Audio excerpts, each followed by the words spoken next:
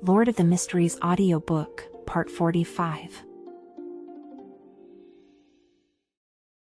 Chapter 441, Channels Increase. Cheek? Was the primordial demoness also a man in the past? Klein almost raised his hand to his chin. He had once guessed that it was because of the existence of the evil goddess, the primordial demoness, that led to the assassin pathway having members of the opposite sex turn into a female after sequence 7. Who knew that Roselle's diary would indicate that the primordial demoness might have been a male in the beginning as well? This depicted two problems. First, the primordial demoness wasn't a naturally born deity, and they had only relied on potions to reach sequence 0. Second, the purely feminine changes in this pathway were inherent in its beyonder characteristics. Roselle had once speculated about the truth behind the law of beyonder characteristics conservation. He suspected that all beyonder characteristics originated from the original creator, so there's no increase, and that the total amount is conserved. Assuming that this is true, does this mean that the creator who created everything is all-inclusive, masculinity, femininity, and gender-neutral all in one? And the demoness pathway is a representation of pure femininity? Of course, that ancient book might actually be fake. There's a lot of information in Roselle's diary entries today. With thoughts flashing through his mind, Klein let the diary disappear in his hands. "You can begin," he smiled and said to Justice, the Sun, and the others. Alger looked towards the world immediately. "Your werewolf characteristic has been sold. An artisan paid £1,200 for it. According to our agreement, I will receive £200. Also, I found clues to the hair of a deep-sea naga. £100 a strand, and you want 5 of them in total. If you're fine with this deal, then I will complete it as soon as possible." Klein had promised a higher share of the werewolf's beyonder characteristic because he knew that the hanged man had spent more effort and taken on a risk that far exceeded what vampire Emlyn White had spent. At this point, he thought for a moment and controlled the world to reply. "No problem. Give me the 5 strands of deep-sea naga hairs and £500 in cash as soon as possible. Now, only the human skin shadow characteristic remains, and the amount of money I have has increased to £1,235, which isn't enough. If I don't want to wait for the machinery Hivemind's exploration of the Amon family's mausoleum, I'd have to wait to receive another £500 to £1,000 before I can buy it immediately when I see it." Klein subconsciously wondered what other items or knowledge he could use to exchange for money. Of course, this was on the premise that the target of these transactions was able to pay the remuneration in cash. Hearing this, Audrey raised her hand very slightly, and without hiding anything, she said, "I'd like to purchase 3 ingredients, a pair of eyes from a mirror dragon, 50 milliliters of its blood, as well as a fruit from the Tree of Elders." Miss Justice has gotten the formula for the psychiatrist potion. Klein made this judgment in an instant, and the hanged man came to a similar conclusion. "I will write to my teacher and ask him if he has one of these ingredients." Force thought for a moment. Derek nodded and said, "I'll also take note. Corroded mirror dragons aren't rare, same for the Tree of Elders. In the City of Silver, there's also the beyonder characteristic left behind by a psyche analyst. However, it's hard to make transactions for them, and it's easy to be suspected." Psyche analyst was the ancient name of psychiatrist. When their conversation reached Klein's ears, he immediately manipulated the world and made the dummy hoarsely and gloomily say, "I'll ask around in my circle." "Oh right, continue helping me find the human skin shadow characteristic." "All right." Audrey confidently turned her head to face the person opposite her. "Mr. Hanged Man, I'll also look out for the wind-blessed potion formula you need." She had already joined the psychology alchemists and had a secret organization backing her. With them, many ingredients were no longer in short supply. She could obtain them as long as she paid the necessary price. Force repeated, "I'll write to my teacher and ask." Upon seeing this development, Klein felt rather gratified. After a long period of hard work, the Tarot Club had finally developed 2 major channels, the Psychology Alchemists and the Abraham family. Many things would become simple. The world chuckled and said, "Your answers fill me with hope, but you must also take care to protect yourselves, and proceed in a way that would avoid arousing suspicion as much as possible." "Mr. World, you rarely talk so much." Audrey smiled in reply. "I got a little too pleased and momentarily forgot the world's original character profile." Klein immediately remedied the situation and made the world chuckle and say, "All of you have become sufficiently valuable. I hope that this kind of transaction can last for a very, very long time. That's why I'm reminding you." "Thank you," Audrey gracefully expressed her gratitude. At that moment, Derek hesitated and said, "I'll give it a try as well. I've recently completed several patrol missions, but there's nothing out of the ordinary." "Very good," Klein said to himself, making the world shut his mouth. After a brief moment of silence, Alger looked thoughtfully at Miss Justice. "I would like to know the details of the assassination of Duke Negan. What kind of reward do you need?" "Why ask me? As someone close to the Church of Storms, shouldn't you already know the full details of this case?" Audrey was surprised for a moment, but then she understood the meaning of Mr. Hangman's words. He wants to ask about the organization or force that instigated the Desire Apostle, but he doesn't think it's right to ask the fool directly, thinking that it would be too sudden and invasive. So he took a roundabout way by asking me to open up the topic, gently shifting the focus to the things he wants to know. He knows that I'm a noble lady and that I should pay attention to the assassination of Duke Negan. So he's not worried that I won't answer him.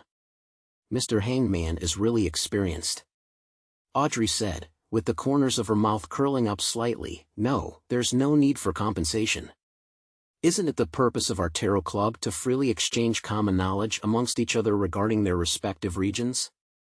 Only by doing so can our tarot club expand at a rapid pace." She thought to herself, quite possessively. "Your words shame me." Alger was stunned for a moment before he pressed his hand to his chest and leaned forward a little. Klein, who was shrouded in the thick gray fog, inwardly laughed dryly. Audrey lightly pursed her lips, weighed her words, and said, "The Desire Apostle used a unique situation to complete the assassination of Duke Negan, by using his ability to trigger intense emotions and desires, and at the cost of serious injuries, he successfully broke out of the encirclement, entering the sewers. When the Nighthawks caught up to him, he was already dead. The hero bandit Black Emperor was present. This gentleman didn't do it to silence him, but to target the organization that entrusted the assassination contract to the Desire Apostle." "Which organization?" Just as the hangman was wondering to himself in puzzlement, the fool, who was sitting at the end of the table, silently praised Miss Justice and looked at her. He then gave her a reminder in passing, "In the outside world, do not mention the name of the organization or write it down." "Why?" Audrey blurted out in astonishment. Klein leaned back in his chair and replied in a gentle voice, "Any mention of it will be known. Any mention of it will be known." Audrey subconsciously looked at Mr. Fool, only to feel that he seemed to be emphasizing something with his eyes hidden in the fog.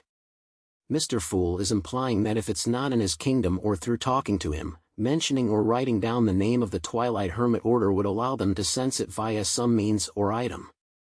That should be what he means. What an extremely secretive and high-level organization.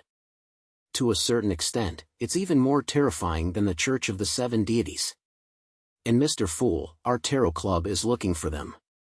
Audrey instantly felt like she understood a lot of things. She straightened her back and said, "As you command. Any mention of it will be known. A secret organization whose name can't even be mentioned.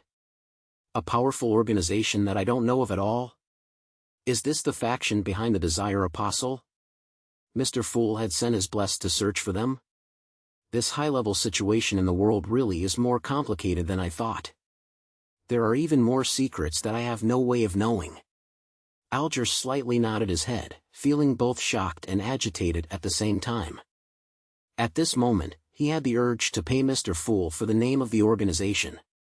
However, after thinking about it carefully, he felt that there was no need for that.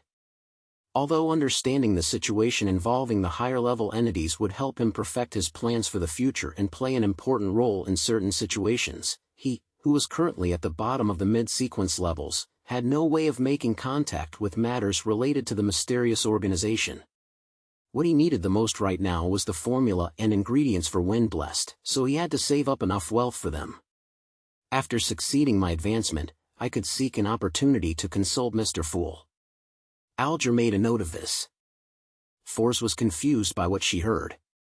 Things like the Desire Apostle and the organization in which any mention of it will be known were completely different from what she had read in the newspapers. There are indeed many secrets behind the assassination of a duke. It's a pity that the organization's name cannot be written down. Otherwise, I can use it as the villain of a future novel. It will definitely be a classic. I still owe 10 diary pages and haven't bought the Spirit Eater's stomach pouch.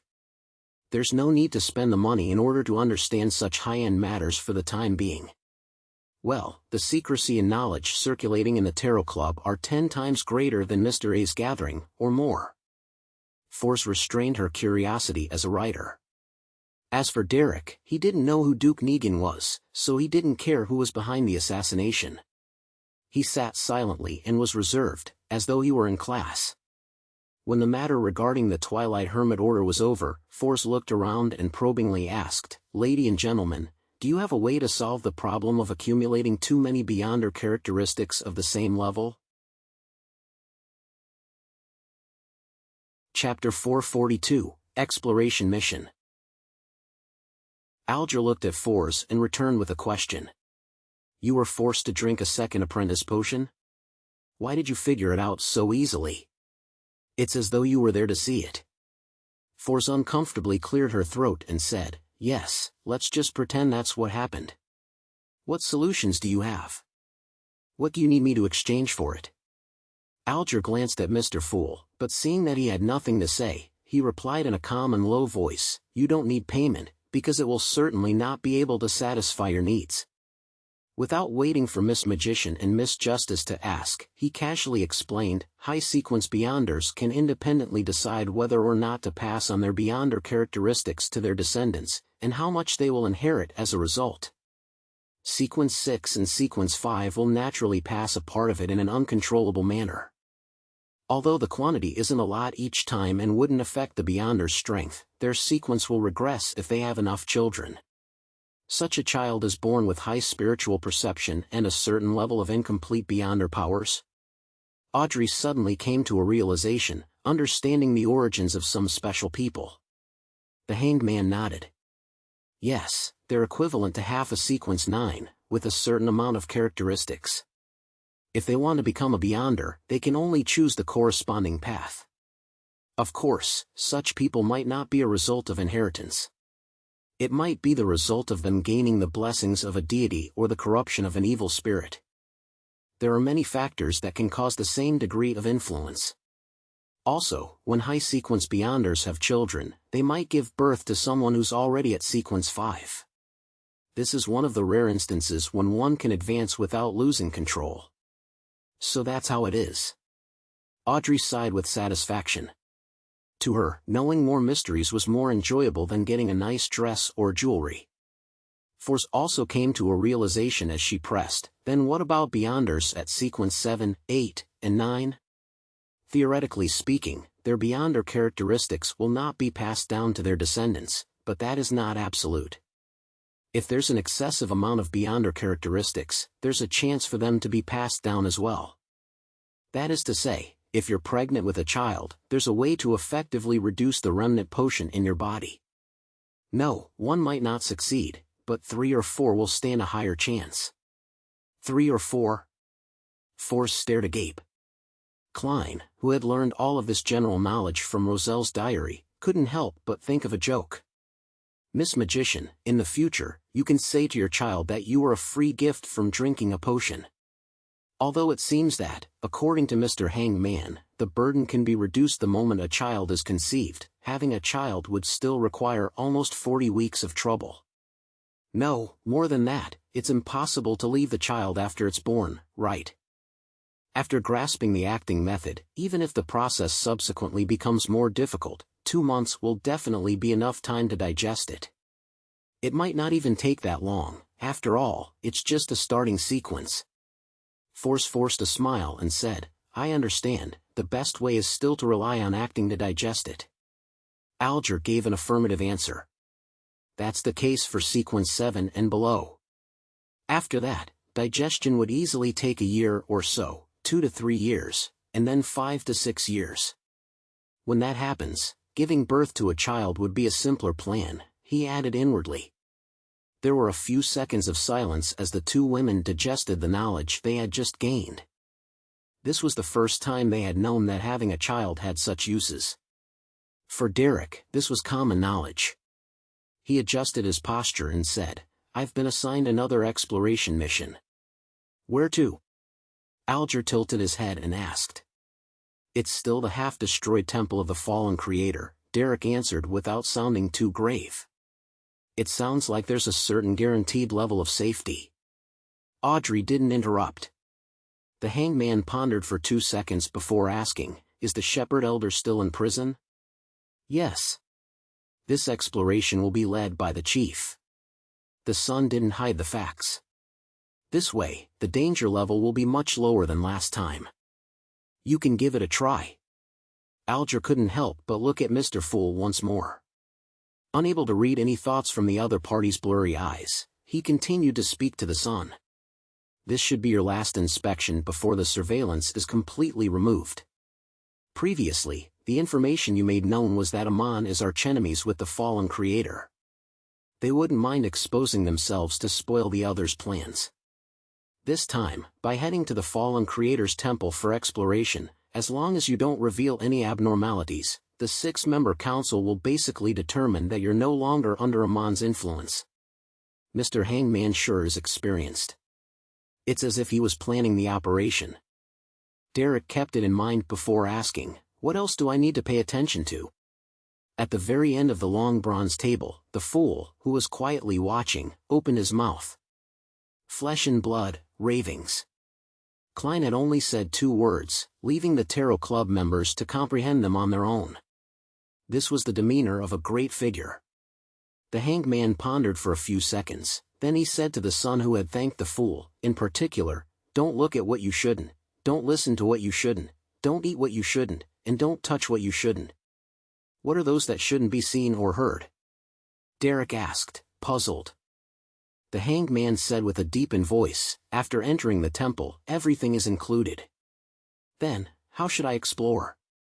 Derek asked in surprise. The hangman chuckled. "Aren't there other members? Isn't there a chief?" It really is Mr. Hangman's style. Audrey subconsciously wanted to cover her face with her hands, but the education and habits ingrained in her had told her that such actions weren't graceful, so she forcefully changed the way she moved, stroking her drooping hair and pushing it behind her ears. The son felt that such a method was quite unacceptable. Upon noticing his reaction, Alger secretly cursed before saying, "What I mean is to listen to your chief's instructions. Only do what he allows you to do. At any other times, do not take matters into your own hands." "I understand. Thank you, Mr. Hangman." The son instantly relaxed. "Phew." Alger exhaled and turned to the woman opposite him. "Miss Justice, I wish to know the political changes in Backland after Duke Negan's passing." Audrey recalled the information she had heard, both directly and indirectly in recent times. Duke Negan's death has divided the House of Lords. Although his eldest son is about to inherit the nobility title and become a member of the House of Lords, his prestige isn't enough to calm the dispute. Nearly 10 members of the House of Lords have jointly proposed that the newly conferred nobility should also have a chance to obtain a fixed seat as a member of Parliament. Simply put, let those who are conferred nobility through political donations, charity donations, and the purchase of land become members of the House of Lords. Hearing this, the hangman Alger laughed. Aren't nobles with a certain amount of history in their family line the ones who despise such people who rely on unorthodox means to be conferred a nobility title the most? Wasn't the ultimate honor and their greatest pride the fact that a fixed seat in the House of Lords was hereditary? Ignoring the inadvertent mockery, Audrey calmly explained, when you have tens of thousands of pounds, hundreds of thousands of pounds, or even more debts, you will also make the same choice. Owing money wasn't a fatal threat to many nobles, but the debtor could apply to the court and use their lands as payment for the debts. Without the minimum amount of land needed for a noble title, their status as nobles would be on the verge of collapse. And then? Alger didn't continue to harp over the previous question. Audrey gave a rough description. This kind of dispute has put many bills on hold, including, but not limited to, the raising of worker salary, the improvement of working hours, and revising the poor law. It's gratifying to see that the Civil Servant Unified Examination is still progressing steadily and hasn't stopped, and the investigation into the air pollution in Backlund is also going in depth. There will be no war for the time being.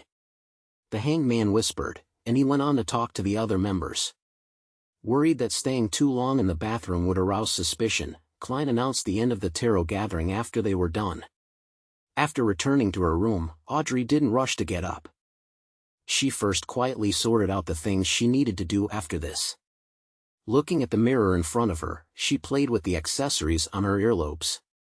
With a slight smile, she silently muttered to herself, "There will be a psychology lesson tomorrow afternoon. I can tell Miss Escalante that I've met someone in a Beyonder circle who's looking to buy the human skin shadow characteristic and has promised an abnormally generous price for it. I wonder if the psychology alchemists will be interested in it or not. Also, I mustn't forget Roselle's diary and the wind-blessed formula. Yes, I have to find the psychiatrist ingredients as quickly as possible. Audrey, you can't be lazy. Susie is already a sequence 8, so you can't let her overtake you." After pacing back and forth in the room, Force finally made up her mind and pulled out her chair.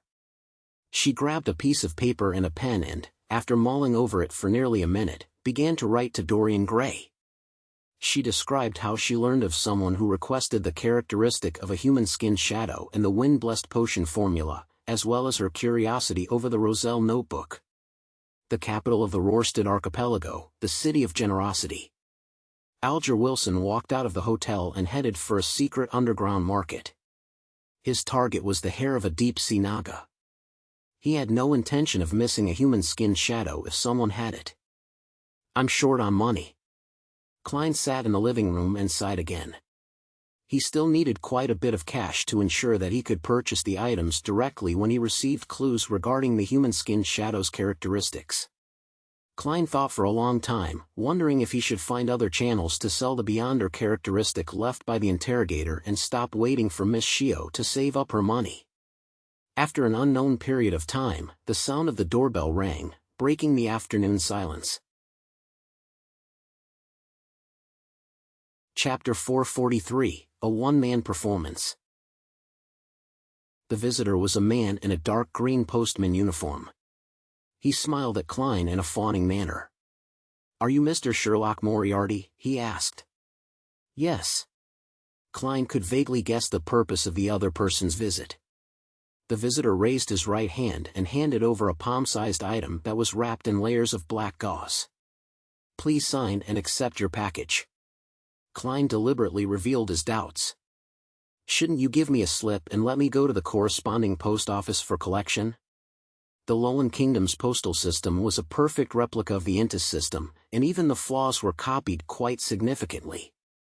Anything that couldn't be stuffed directly into the mailbox, no matter what it was, would only be given a collection slip by the postman, making the recipient go through the hassle of collecting it himself. "Ha! Because it's rather precious, so I have to personally deliver it to you," the postman said after a momentary shock. "It seems you're not professional enough to be a real postman." Without further questions, Klein accepted the package, pen, and slip before signing them. He closed the door and returned to the living room. He didn't rush to open the package, but he took out a gold coin and threw it into the air. "Pa!" Klein caught the gold coin and looked down to see if it was heads or tails. A number faced up, indicating a negative response. "There's no latent danger." Klein nodded slightly and put away the gold coin. He touched the paper figurine in his pocket and carefully opened the package. After one layer after another of black gauze was removed, the objects inside clearly presented themselves to him. They were a pale gold-colored, elegantly patterned pocket watch, a handkerchief stained with dark red blood, 7 or 8 brown short curly hair tied together, and a stack of notes. Talam's belongings, his hair, his blood, and his daily records, are all present. Prince Edisac sure is a very efficient man. It's not even nighttime. Klein looked at the items on the coffee table and suddenly felt that there were many people staring at him at that very moment. An ancient angel family with a heritage of more than 2,000 years would definitely have an unimaginable background. Being involved with the royal family's internal strife makes it possible for me to be pulverized at any moment and anywhere. Maybe I'm already being monitored now. I have to appear mediocre and useless enough to ensure my safety. Klein had already decided what to do, so he took his time checking the pocket watch, handkerchief, and hair. During this process, his spiritual intuition didn't give him any warnings, nor did it prevent him from attempting divination. After having a better grasp on the situation, Klein took out the letter, picked up a pen, and wrote his divination sentence, the true cause of Talam Dumont's death. He acted big-hearted and poised, as though he didn't feel that he was being monitored at that very moment. Picking up the curly hair and handkerchief, Klein chanted the divination sentence while leaning back against the back of the sofa. His eyes turned deep as he entered cogitation. After repeating it 7 times, he came to the dream world and saw the familiar lobby of the Quellad Club. And then he saw Talam Dumont clutch at his heart, his face contorted once again. This revelation shows that Talam did die of a sudden heart disease. Klein opened his eyes and muttered softly to himself. He frowned, wearing a puzzled, confused, and thoughtful expression. He tried several different divination statements and received the same result. He got up and paced back and forth several times. He punched himself in the head, as though he was angry that he wasn't good enough to help his friend or find out who the culprit was. In the end, he dejectedly sat down and didn't move for a long time. In the dark room, he was like the silhouette of a stone statue. That should be enough. I can't go overboard. If there's no one monitoring me, then I would have been fighting with the air just now. Klein shook his head in a self-deprecating manner, got up, and walked to the kitchen. After dinner, he seemed to perk up again before he read the stack of notes carefully, including what Talam had done and who he had met on the day and the days prior to his death. Home, Red Rose Manor, Quellad Club, Viscount Conrad's mansion. There's nothing out of the ordinary about it. Klein picked up a sharpened pencil and drew circles, marking out the places he would visit and the targets he would ask about in the next few days. After doing all of this, he let out a long sigh. Without confidence, he packed up his things, washed up, and went to bed. In the middle of the night, when the red moon was hidden by layers of clouds, Klein suddenly opened his eyes and woke up. He got out of bed, opened the door slowly, and went into the bathroom next door, hiding himself with a paper figurine substitute in the process. Walking 4 steps counterclockwise, he arrived above the gray fog and sat down at the seat which belonged to the fool. His eyes had become clear, no longer dispirited, dejected, and pessimistic. Soon after, Klein took the blood-stained handkerchief from a hidden pocket in his pajamas made out of old clothes. When he was packing his things, he had used his beyonder powers as a magician to hide the handkerchief on his body. After taking a deep breath, Klein conjured a pen and paper, and he wrote down the divination sentence that was no different from the beginning, the true cause of Talam Dumont's death. After he repeated it 7 times with his body and mind in peace and quiet, he leaned back in his chair with the paper and handkerchief in his hand and fell asleep in the silent and empty old palace. In a gray, separated, and illusory world, Klein saw a completely different scene from before. Presented before his eyes was a palm-sized wooden puppet, carved with eyes, a nose, and a mouth. There were a few drops of dark red blood on the puppet's body, giving it a demonic appearance. A palm stretched out. The skin was white and exquisite, smooth, and beautiful, with 5 slender and delicate fingers that accentuated the hand's flesh and bones. The most eye-catching thing was a unique ring with an inlaid sapphire on the hand's pinky finger. Pa!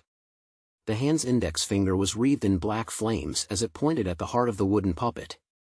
Without a sound, the scene shattered and Klein woke up from his dream. His initial judgment wasn't wrong. Talam had died under a curse. But there was a problem. He had already seen the scene of the curse happening, so why wasn't the scene displayed in its entirety? The mysterious space above the gray fog is able to get rid of all interference. Klein was puzzled for a moment. Normally speaking, receiving a revelation that too abstract and easy to misread was a problem with his limited divination abilities. It meant that the difficulty of the matter he was divining was too high and that it had nothing to do with the gray fog. It was an understandable outcome, but he had clearly seen the scene of the murderous curse, but he was limited to a small scope of the situation. It didn't provide a relatively effective revelation and was rather baffling. Have I encountered such a similar situation in the past? Klein dug through his past experiences. Suddenly, he sat up straight, remembering a similar experience. In Tianjin, when he was divining the real reason behind the countless coincidences, something similar had happened. He could clearly see the house with the red chimney, but he couldn't reach its Zangwil and sealed artifact 0-08. This is the power of someone or something that's at the level of a grade 0 sealed artifact that's resisting the power of the gray fog? Klein's eyes abruptly narrowed. No, not necessarily. There are still quite a few possibilities. I have to confirm it again. He put in a lot of effort in order to calm down. As for the method used for confirming, it wasn't daunting for the experienced him. The method was simple, redoing the same divination again. If the revelation doesn't change, it means that things aren't so terrible, and if divination is no longer successful, then something around the target or the target is resisting the gray fog to some extent, like 0-08. Taking a deep breath, Klein calmly repeated the previous divination. The true cause of Talon Dumont's death. He leaned back in his chair and chanted in a low voice, his eyes growing darker. In the dream, all he could see was a hazy, shattered gray fog. There were no more wooden puppets or fingers. Whoosh! Klein straightened his back, his expression abnormally grave. What did Talon get himself involved in? He frowned as he muttered to himself. There's no question as to what I should do next. It's to be passive and perfunctory. I'll first lie to Prince Edisac before telling him that I'm incapable of figuring out the truth. Phew, this world is really scary. Just the slightest bit of carelessness would cause me to come into contact with something extremely terrifying. Klein sighed. Without daring to stay any longer, he quickly returned to the bathroom in the real world. Tuesday, 9 a.m. at the Crown Cemetery. Klein stood at the edge of the crowd, wearing a black shirt, black vest, and a black tweed coat whilst he was carrying some fresh flowers he bought for 12 soli. He looked gravely at Talon Dumont's coffin being carried over, had his soul put to rest, and was buried bit by bit into the earth. During this process, Talon's mother's eyes were red and swollen. She wanted to speak a few times, but she couldn't find her voice. His father's hair was gray, and his expression was haggard. He just stood there, trembling slightly. When the scene reflected in his eyes, Klein tilted his head back and closed his eyes. He waited until the mourners had left before he walked over, bent over, and placed the white flowers on top of the others. I'm sorry, he silently said inwardly. Standing up, he stepped aside and was about to leave when Klein noticed reporter Mike and Surgeon Aaron, closing in. What a pity. I never thought that Talon would actually. Sigh. Mike's expression was pained as he couldn't finish his sentence. Aaron, who was always cold, took off his glasses and wiped the corners of his eyes. He sighed and said, he's a warm-hearted guy. He shouldn't have ended up like this. Yes, he could have gotten rid of his grandfather's bad reputation, Klein echoed. Just then, he saw a female figure in a thick black dress with a veil covering her face walk up to Talon's grave. She, too, was also carrying a bouquet of white flowers. Klein looked away, not paying much attention, just keeping watch through the corner of his eye. The woman bent down to release the flower, revealing her left palm, which was covered by a black gauze glove. A blue gem faintly appeared on the pinky of her left palm. Klein's scalp tingled instantly. His entire body felt numb. Chapter 444, Confession. A similar feeling that wasn't unfamiliar. The experienced Klein immediately used his clown powers to control his facial expression and the slight trembling of his body. Without rushing, he gently retracted his gaze, making the casual glance from before appear normal. Sigh, Talon was so young. He wasn't even married and has no children. Klein sighed as he went with the flow. He had said this because it gave him a plausible explanation for his subtle reaction towards the woman who had offered the flowers. He had turned sad having seen a woman who had some connection with Talon, associated her to marriage and family, and then finally how his friend had passed away at an early age. Yeah, actually, at his age, he should have been married 4 or 5 years ago. Unfortunately, the matter with his grandfather left him with an extremely strong psychological trauma. He had always rejected marriage, and only recently did he improve. Reporter Mike sighed. At this moment, the seemingly normal Klein seemed to have a cluster of thorns stabbing at his back, slowly piercing into his skin and flesh, causing him to feel extremely tense. The girl in the black dress with the sapphire ring on her left-hand pinky had straightened her body and calmly surveyed her surroundings. Afterward, she quietly left Talon's grave with 2 maids accompanying her. She silently walked further and further away from Talon's grave. Phew. Klein secretly heaved a sigh of relief.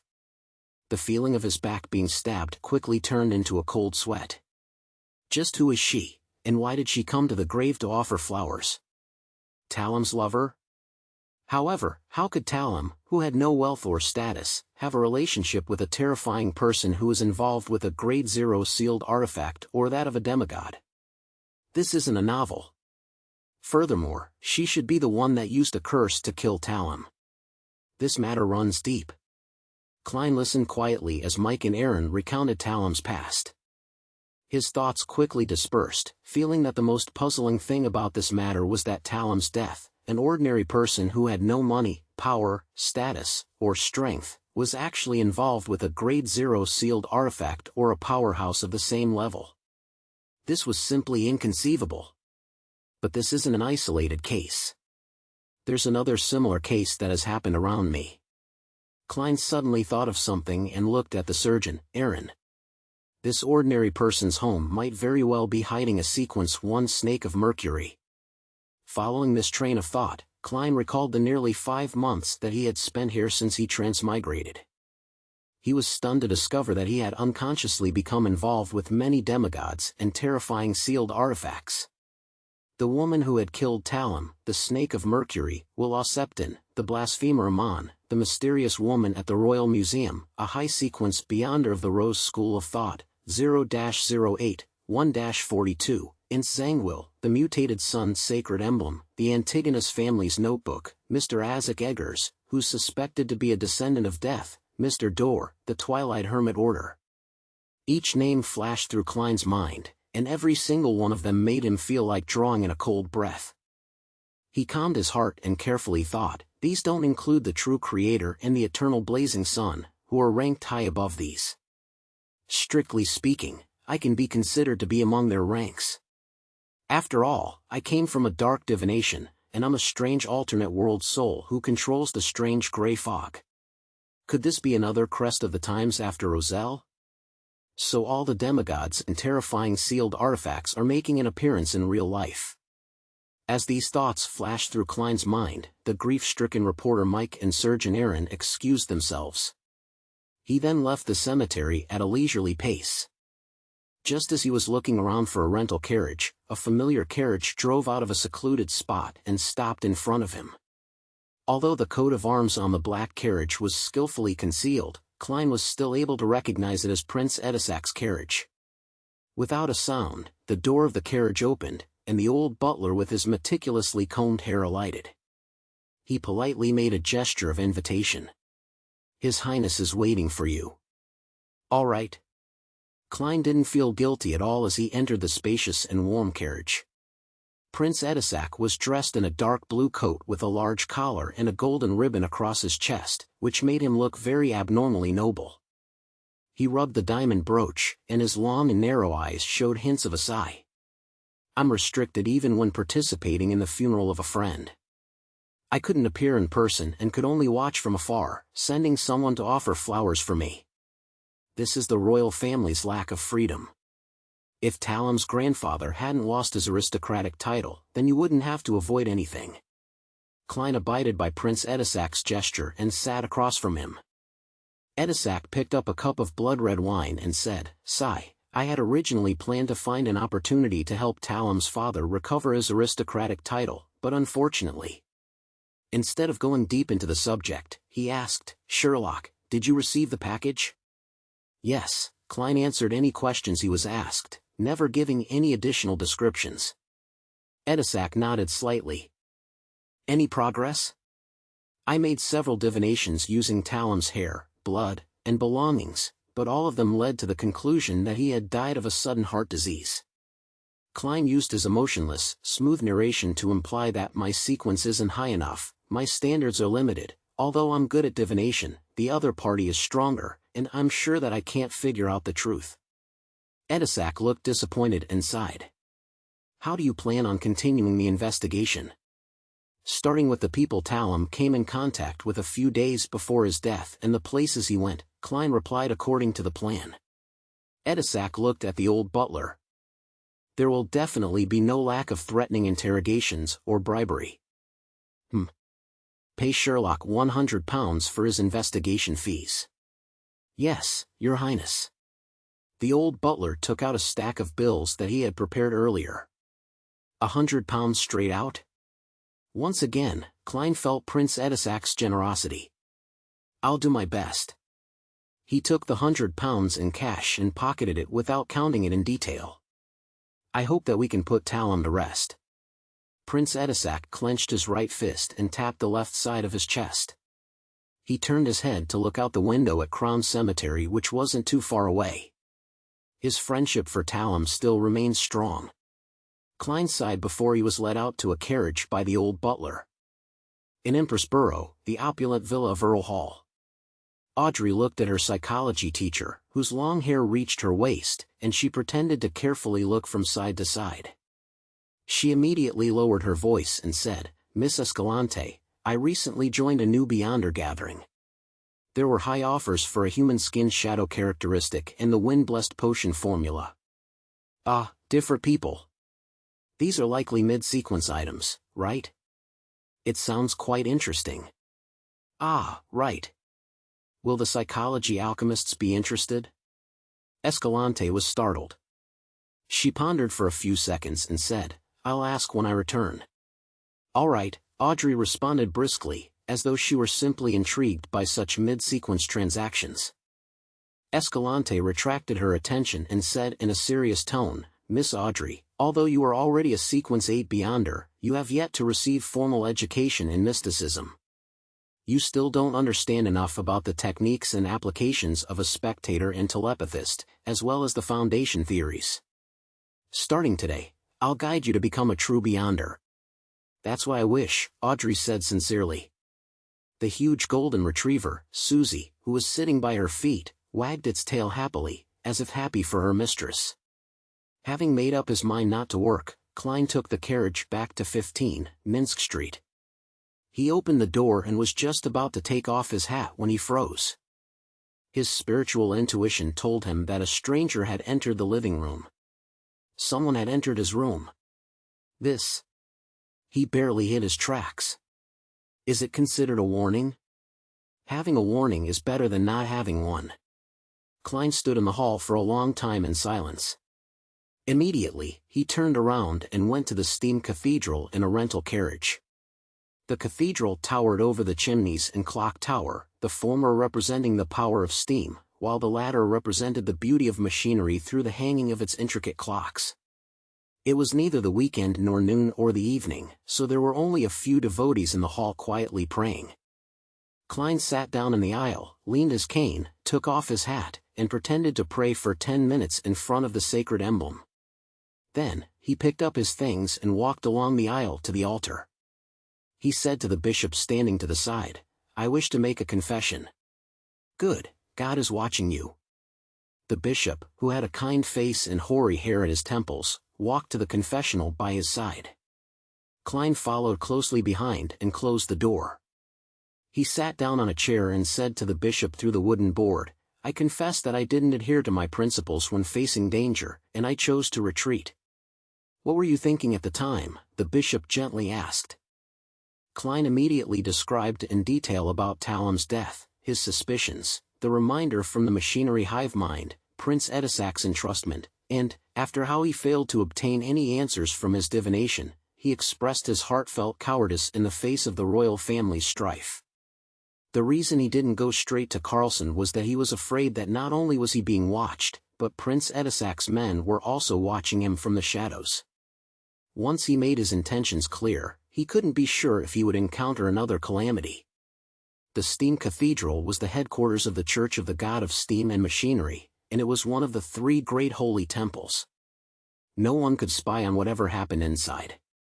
What Klein intended to do was to use the Church of the God of Steam to convey his true thoughts and avoid getting caught up in a deeper conflict. Simply put, it was to comply with what his heart wanted. The bishop listened quietly and answered without changing his tone, "Your choice derives from human instinct. God will not blame you. Go back, God will protect you." "That's good." Klein understood the hint and quietly left the Steam Cathedral. Standing on the street outside, looking at the misty sky, he sighed silently. "I need to advance as soon as possible." Chapter 445, Live Broadcast. Lightning streaked across the sky, illuminating the pitch-black city walls. Carrying a leather bag on his back and the axe of Hurricane in hand, Derek Berg stood outside the doorway to a cave with nearly 10 of his teammates. Lifting his eyes up, he saw that, between the stone cracks of the city wall, the dry and hardened black soil was crusting, but a bunch of tenacious weeds had grown out. They were densely packed and resembled human hair.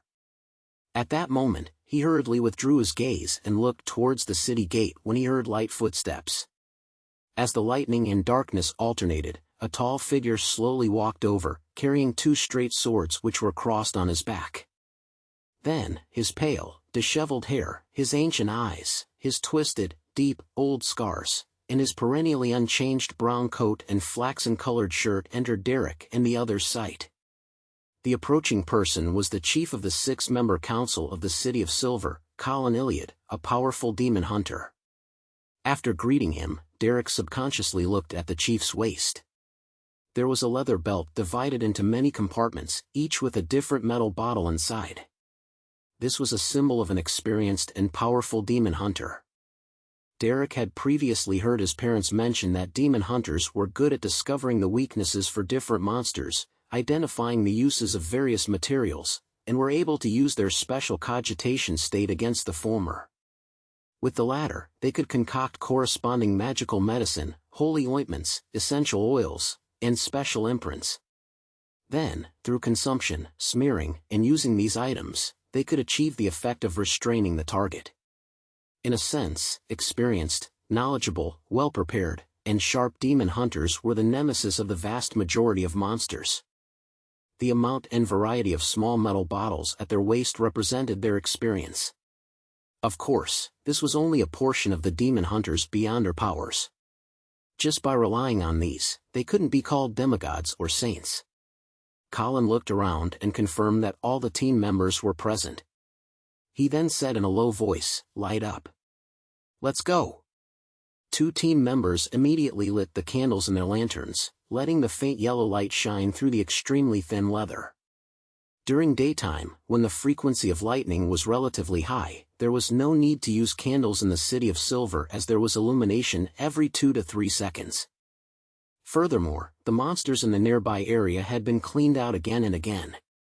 However, once they left the City of Silver and entered the darkness, they had to maintain sufficient candlelight. Otherwise, once the lightning failed to illuminate the skies, causing a dark environment that exceeded 5 seconds, there was a high chance for the team to suffer from an assault by certain monsters.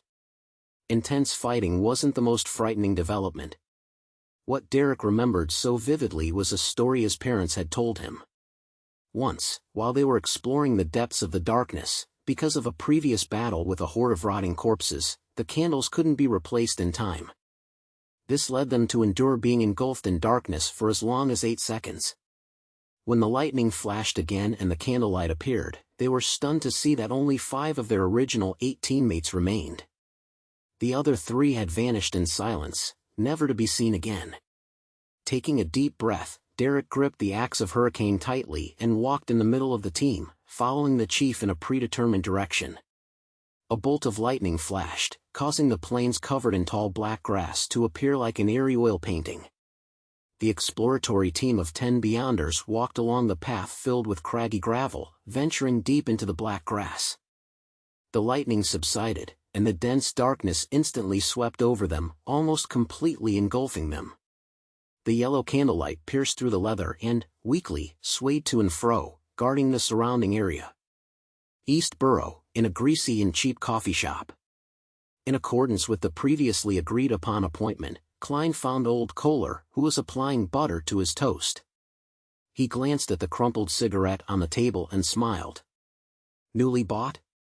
No, it's from the past. I haven't smoked since, but I would always carry it with me, occasionally taking it out to sniff at it. Heh, this will remind me of that vagrant life of mine.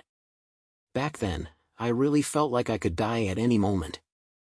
Old Kohler's tone carried a hint of fear.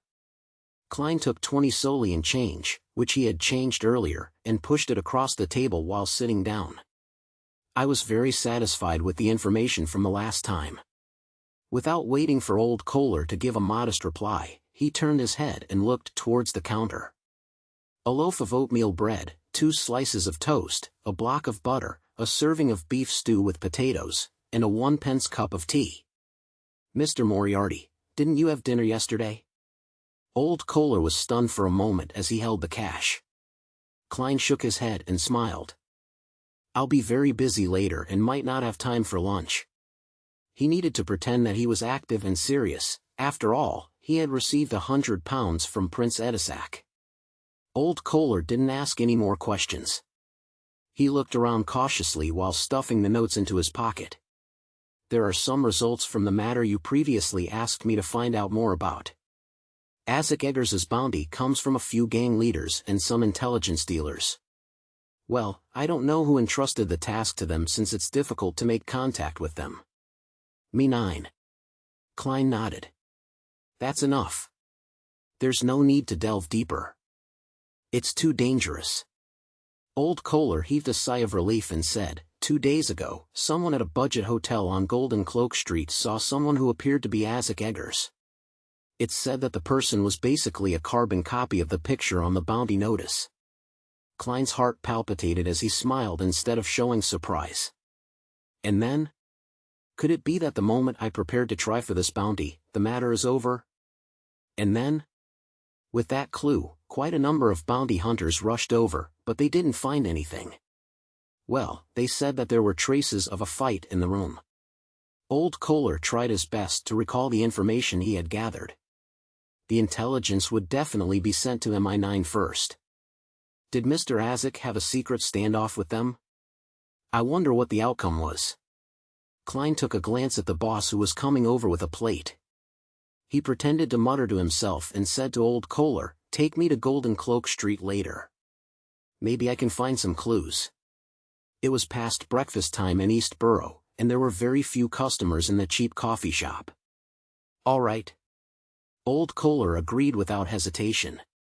A total of 16.5 pence. The boss placed Klein's breakfast on the table. There wasn't much beef with the potatoes, but the stew was very overcooked.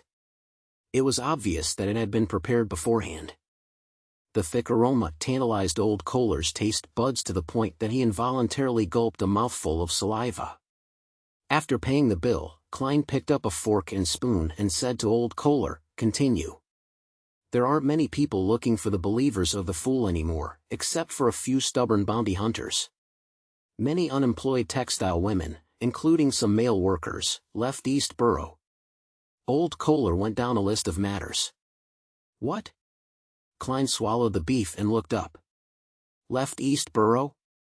They must have found some other job. As for where they went, I couldn't find out, old Kohler answered truthfully. Their families aren't aware? Klein pressed. Some left with their unemployed family members, while others had come alone from outside the city to search for work. Old Kohler had already done some investigations. Judging from the target's choice, there's something wrong. Klein made a mental note of it and continued to eat while he listened to Old Kohler talk about matters that had happened in East Borough recently. After making an appointment for the next meeting, he put down the cutlery, wiped his mouth, picked up his hat, and said, "Let's head for Golden Cloak Street." In the only budget hotel on Golden Cloak Street. After the boss accepted a 2-pence tip, he led Klein and Old Kohler to the room which was suspected to be where Isaac Eggers used to live. There have been many bounty hunters visiting over this period of time. It made me earn quite a bit, so I have maintained its original state. The hotel owner opened the door with his key and pointed inside. At first glance, Klein saw overturned chairs and rags scattered everywhere. There were no other signs of a fight. With his considerable spiritual perception, Klein cast his gaze under the bed. After staring for 2 seconds, he walked over and bent down to pat the bed. Dust flew into the air with a poof as a gray rat jumped out from under the bed. It looked normal, without any problems, but in Klein's spirit vision, its aura only had the colors, black and green. The rat turned a corner and climbed up a wall, exposing its belly to Klein's eyes. In that soft spot, its flesh was green with flowing pus. One could see that his internal organs had similarly rotted away. Klein thoughtfully looked back at Old Kohler, who wasn't paying attention to the rat. "Has the bounty for Isaac Eggers been withdrawn?" "No." Old Kohler shook his head in confirmation. Klein examined it again. He then stepped out and said, "Let's go, there's no valuable clues." 15, Minsk Street. Klein, who had been busy all day, lay down on his bed and entered the dream world. Scenes that were continuous at times, and at other times fragmented, swept past, and all of a sudden, Klein woke up. He knew that he was dreaming. A power has invaded my dreams. Klein maintained his previous dazed state, casually sizing up his surroundings. He found himself in a suburb of fertile fields. A river flowed over from the distance and made a turn around the cliff in front of him. One side of the cliff was bare, revealing a pure white rock. Looking from afar, it seemed to have a kind of holy beauty. Nearly 10 men and women wearing black coats or dark jackets surrounded a hidden underground entrance to the bay. Among them was Klein's acquaintance, Cancer Bernard. White Cliff Town. Stratford River Creek. Machinery Hivemind. Are they exploring the Amon family tomb? But why would there be scenes of it in my dreams? Klein was puzzled. At that moment, he saw the water on the surface of the river undulate, rapidly forming a line of white words. "Your loyal and humble servant, Rhodes, is here to report to you on the exploration situation." Klein's mouth turned agape, momentarily losing the ability to speak. Then, a voice echoed in his head, "Tell me, why would a perfectly good mirror be a snitch?"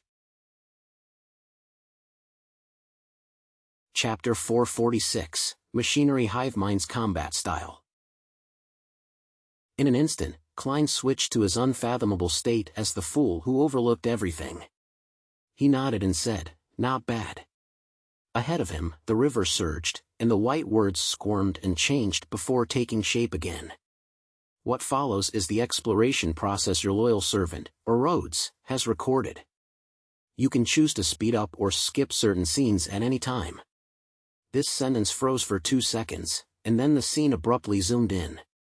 Klein instantly appeared beside Cancer Bernard, but no one noticed him. He looked around and felt that he was surrounded by living people with lifelike scenes. Nothing about his surroundings looked unreal, making him feel as if though he was there in person. I can even speed up or skip certain scenes.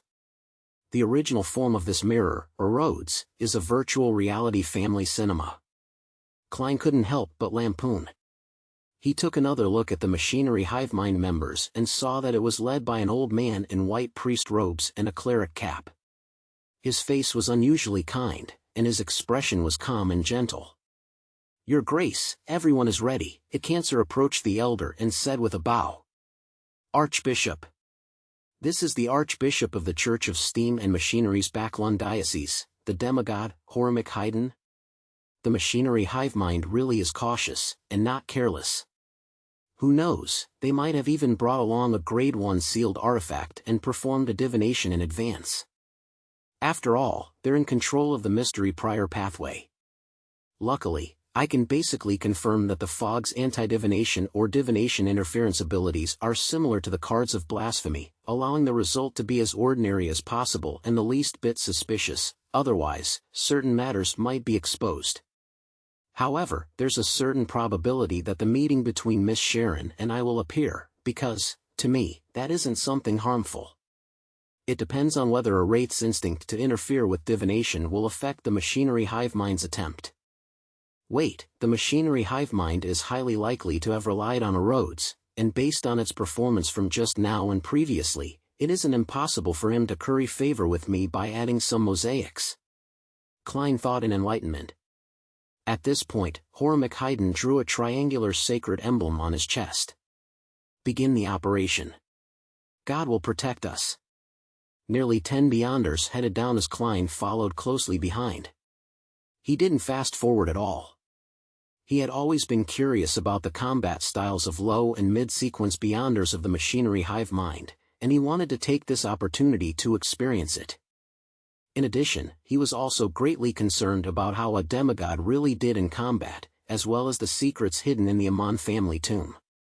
After being ransacked by time, in a period spanning 1,000 or 2,000 years, the black marble staircase still retained its hardness without any signs of corrosion. The machinery Hivemind members followed it all the way underground, where they saw the unique asymmetrical stone pillars and axe-and blades scuffing from the period of the Fourth Epoch. The pillars stood on either side of the wide road, and in front of them was a large, heavy, dark gray stone double door. The stone door had already cracked open, wide enough for 2 people to walk alongside each other.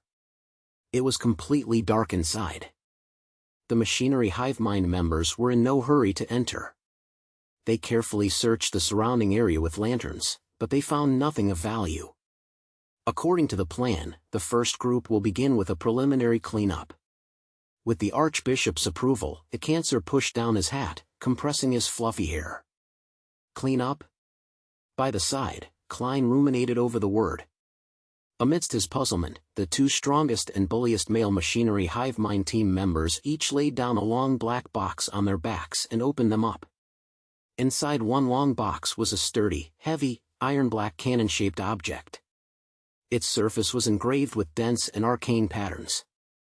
In the other box was a complex and exquisite firearm with a chain of pale golden bullets inserted into it. One of the 2 team members carried the cannon-shaped object and trudged to the open stone door. Another machinery Hivemind member picked up the peculiar gun, adjusted the bullet chain, and followed slightly behind. After the 2 of them glanced at each other, the cannon-shaped object on the former's shoulder rapidly lit up, outlining burning patterns and imprints before a loud salvo. Boom! A golden fireball, akin to a miniature sun, flew out from the cannon barrel and into the darkness. Boom! The ground trembled slightly, and intense light was emitted from the crack. The body of the machinery Hivemind member, who was holding onto the cannon barrel, clearly sank a little as his feet trembled. Boom! Boom! Boom! He repeatedly used the Beyonder weapon to launch one golden cannonball after another at different spots, causing the tomb to sway without a speck of dust falling. After he came to a stop, the team member with the peculiar gun stepped forward and pulled the trigger. Duh! Duh! Duh! Duh! Duh! The sound of machine gun fire echoed as one pale golden bullet after another flew out, purifying the danger in the depths of the darkness. Isn't this the bombardment effect I've always wanted? Furthermore, they're using Beyonder expendables like purifying bullets and exorcism cannonballs. How extravagant! Is this the combat style of the machinery Hivemind? Klein stared with his eyes wide open and his mouth slightly agape.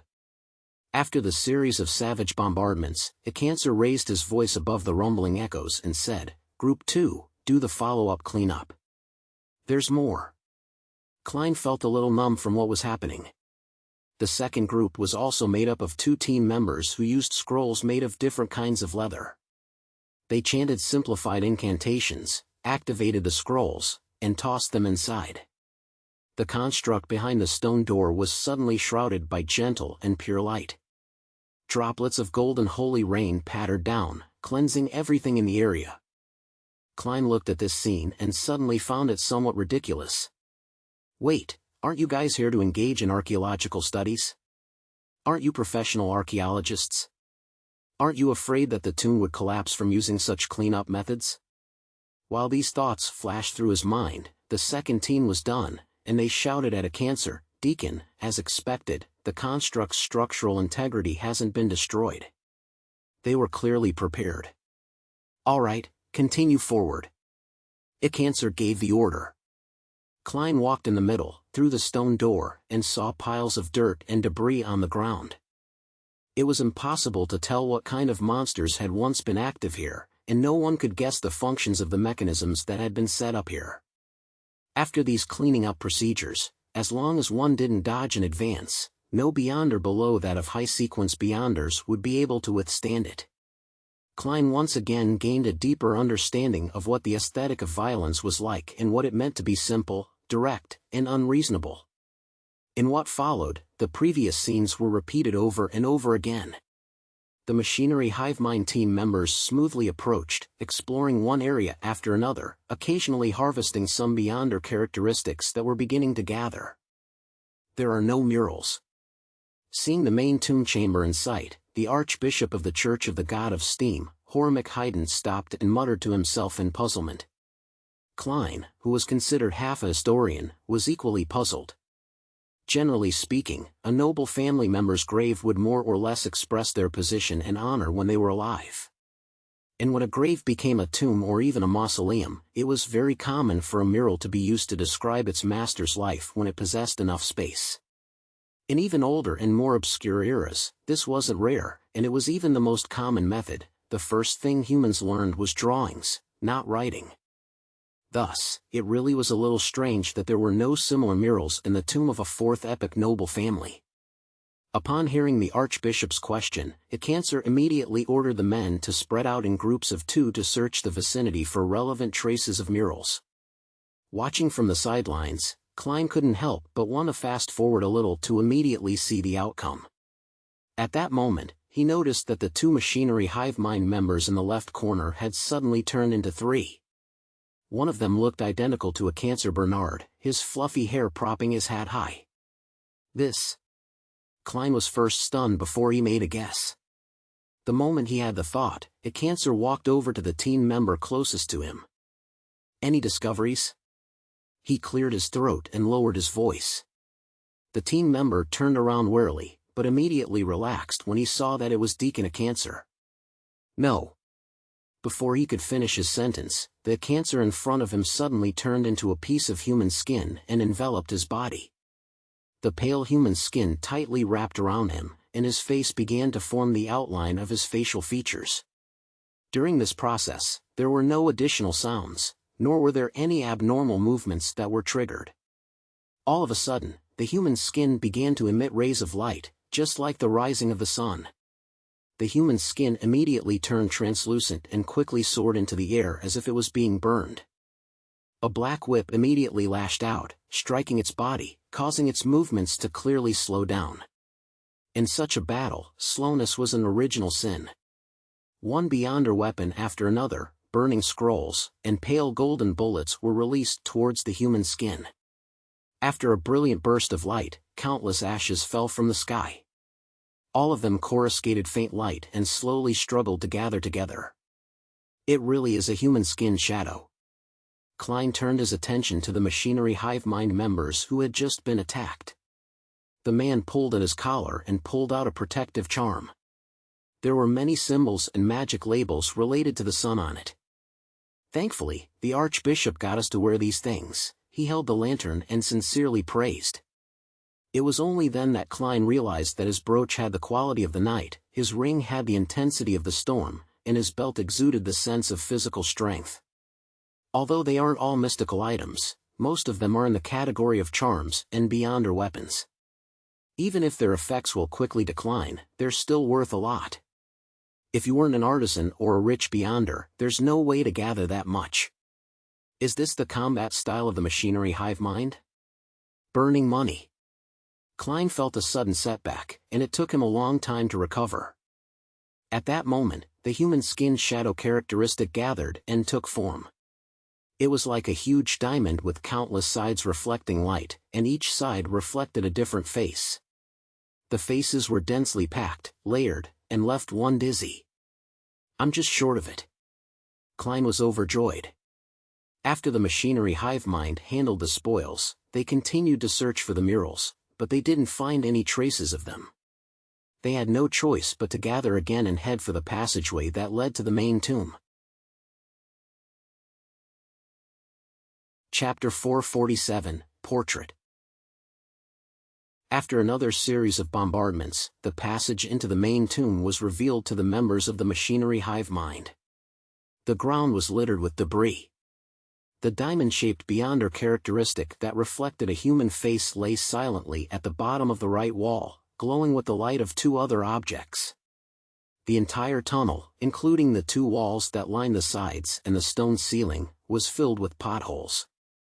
However, one thing remained undamaged. It was a frame that was hung up ahead about 7 meters away. It was brown in color, and the wood grain was obvious, but only the side of the frame was revealed. Without anyone mentioning anything, all the beyonders present could tell that it was strange. At this moment, the Archbishop of the Church of Steam and Machinery, Haiden, stepped forward and said in a gentle voice, "This is likely to be the specter portrait frame that belongs to the Amon family according to the records. As long as one walks into its range and is illuminated by it, their spirit body will instantly be separated from their flesh and blood, turning into a portrait and be forever sealed inside. In this state, even if the portrait is replaced, there is no way of rescuing the person without the corresponding methods. If the duration of being sealed is too long, the body would already be dead. Then, even if one grasps the correct method to remove the seal, the spirit will quickly dissipate." As he spoke, Horimic moved forward, step by step, closing in on the strange frame. Klein was a bit worried, not daring to watch the demigod fight against the sealed artifact, but he quickly realized that he was just watching a scene provided by the magic mirror, or Rhodes. What was there to be afraid of? This is very normal, it's just like watching a horror movie or playing a dark game. Klein calmed himself as he quickened his pace and caught up with Haiden. The demigod archbishop quickly reached the confines of where the mystical item that needed to be sealed was. He wore a white priest robe and a clerical cap, and his figure gradually appeared in the glass on the surface of the picture frame. Glass? Glass in the fourth epoch? Seems to be the case. There has at least been glass in the fifth epoch's history all this time, and there has been no mention of who invented it. Klein waited with great interest for the battle between the demigod and the strange sealed artifact. Horimic's upper body fully appeared within the specter portrait frame, but his eyes didn't lose their luster. He walked towards the frame, face to face. The silhouette within the painting flickered, as though it was constantly shrinking, yet it was unable to succeed. Horimic stopped, took out a large, almost opaque black cloth he had long prepared, and he covered the specter portrait frame. The frame trembled a few times, but in the end, it was completely covered by the black cloth and turned silent. Horimic seemed to be unaffected as he effortlessly removed the specter portrait frame and finished wrapping it with the black cloth before tying a knot on its back. This doesn't make mystical sense. Didn't you say that your spirit body would be absorbed into the frame and be turned into a portrait? Why is the archbishop fine? Is this the uniqueness of a demigod, or is it because of another reason? Klein sized up Haiden, but he didn't notice anything out of the ordinary. His eyes are filled with spirit, his expression genial, and he's rich in flesh and blood. It's a pity that I'm not there in person. Otherwise, I could activate my spirit vision and have a look. Klein retracted his gaze and waited for the machinery Hivemind members, such as a cancer, to come over. Horimic handed the specter portrait frame to a member of the team and walked towards the main tomb at the end of the passage. There was a black stone door filled with scrapes carved by blades and axes. In the middle of the door was a grayish-white disc. The surface of the disc was divided into 12 segments. There was a black needle, just like a clock from the outside world. However, the segments weren't evenly distributed across the disc. They were of varying sizes and extremely incongruous. Furthermore, each grid had half of its surface covered in a shadow. The coat of arms of the Amon family. Archbishop Hivemind made a brief introduction. He didn't explain the symbolic meaning of the coat of arms, because presently only Deacon Cancer Bernard was qualified to know. Klein, on the other hand, relied on his own knowledge of mysticism to attempt to decipher it. Disc, 12 segments, and a needle. Combined together, they clearly represent time.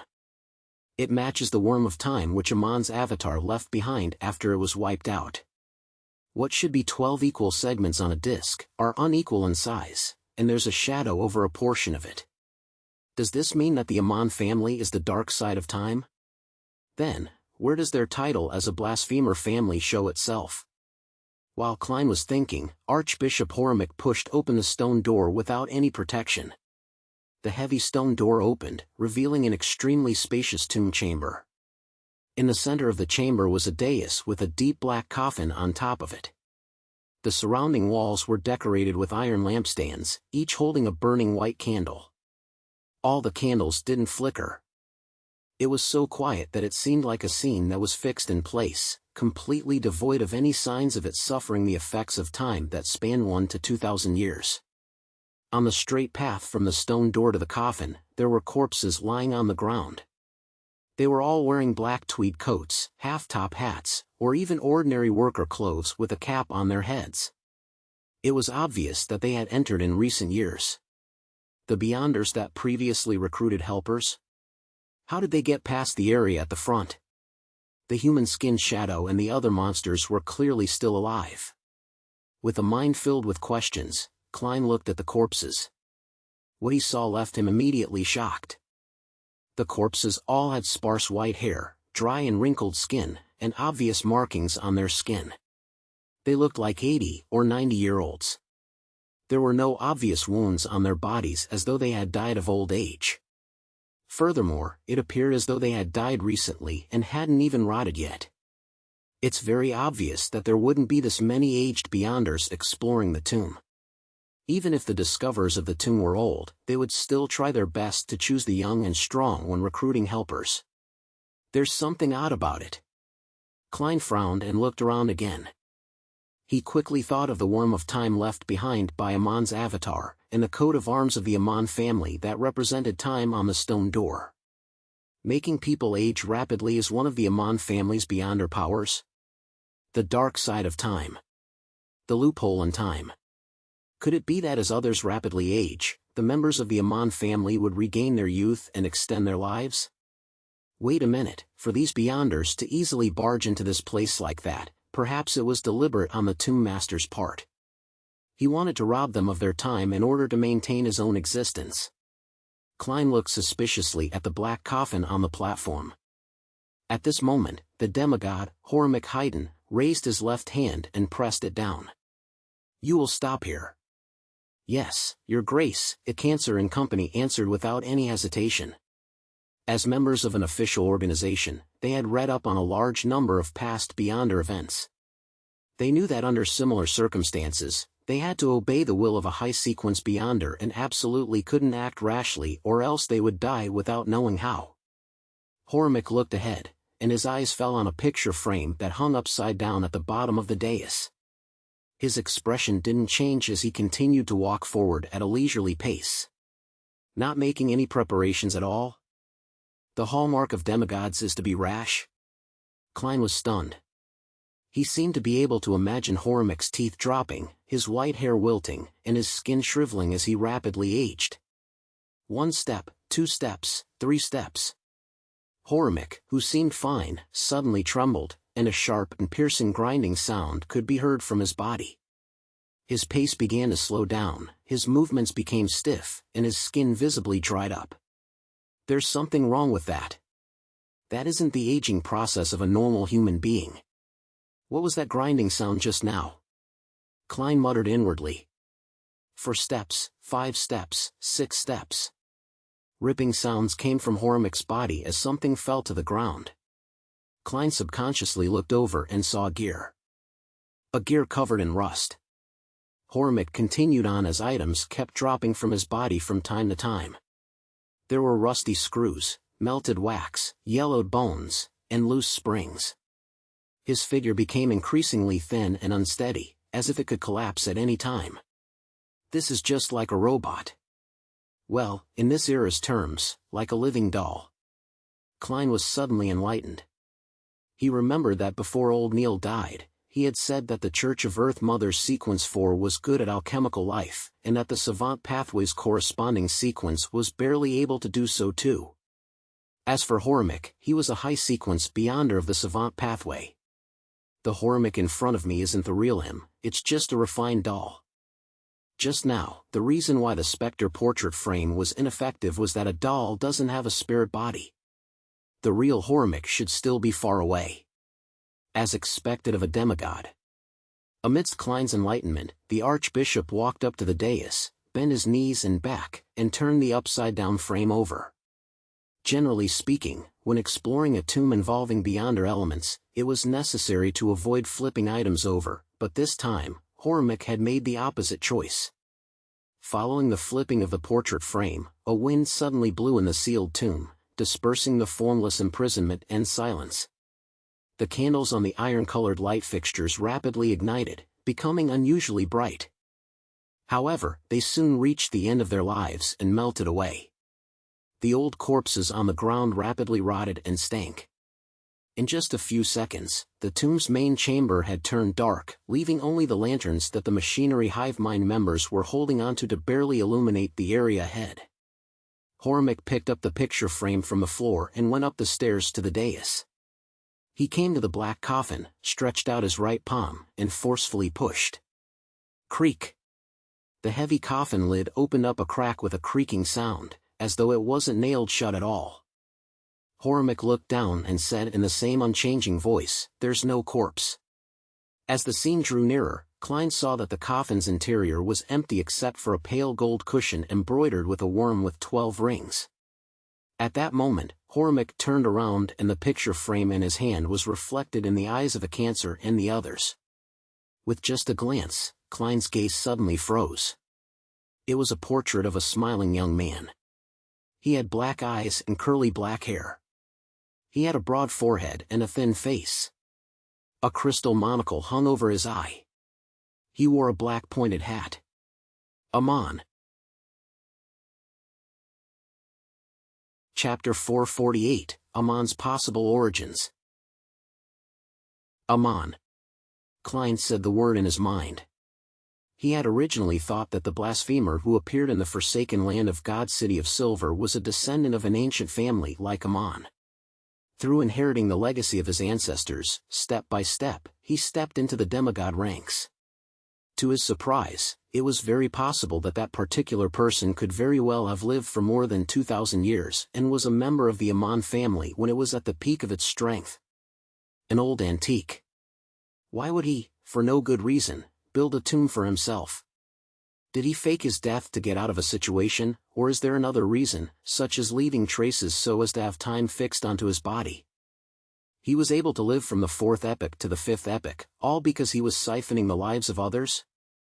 I originally guessed that he's a sequence 3 or sequence 2. Based on what I've seen today, it's not impossible for him to be a sequence 1. After all, long periods of time would eventually bring about an intrinsic improvement. Klein switched back and forth between puzzlement and speculation. His thoughts were like boiling water, gurgling non-stop. The Hormic doll tugged at his throat and accidentally pulled off a piece of skin, revealing the complicated mechanical structure within. His voice came out from that spot and brought with it the impression of leaking air. "Search the corpses on the ground, don't come any closer." "Yes, Your Grace." A Cancer and company heaved a clear sigh of relief. The corpses on the ground had long since produced their beyonder characteristics. Some of them had even combined with certain parts of the body to form a terrifying mystical item. In addition, the dead carried all sorts of items on them. The machinery Hivemind sure has reaped quite a harvest this time. Together with the spectre portrait frame and the human skin shadow characteristic, this completely makes up for the crazy expenses of the cleanup. A huge investment for a high return. Klein's eyes lingered on the ground for quite a while. He inhaled, tore his gaze away, and followed Hivemind, who didn't carry a lantern, to the wall on the other side of the coffin. At this moment, the magic mirror, or roads, brightened up the scene, allowing the things in front of him to be seen clearly. Klein saw that the wall across him had become mottled due to the rapid weathering just now. Many of the murals had been destroyed and could no longer be restored to their original states. The only one that was more complete and could barely be seen clearly was a colorful mural at the top of the wall, which took up a small half of the dome. It described a towering mountain range, and on the highest mountain peak, there was a huge cross that was taller than the mountain. The cross was covered in layers of radiance, making it seem unusually holy. In front of it, a tall and domineering figure could be seen vaguely. The mountain range was like a pet that lay prostrate at its feet. This figure was surrounded by 2-winged, 4-winged, and 6-winged angels. They were holding bugles, playing harps, or playing flutes, looking pious and sprightly. At the foot of the mountain range, 2 12-winged angels were humbly walking towards the mountaintop, each holding a baby in their arms. The baby on the left had curly black hair, and the baby on the right had pale blonde hair. One of their eyes was black, the other golden. Elsewhere in the mountain range, there was a vague depiction of a giant with chains at its legs and a dragon that had its legs bound and never be able to land. Hivemind first looked at the baby on the left, and his genial expression became increasingly serious. He said a word in a very low voice, Amon. Then, he turned to look at the baby on the right, and after a few seconds of silence, he said another name, Adam. Amon, Adam. As Klein repeated the names, he felt that the fog that hung over the history of the fourth epoch and the third epoch was growing thicker. He combined all the information he had learned and quickly made a guess.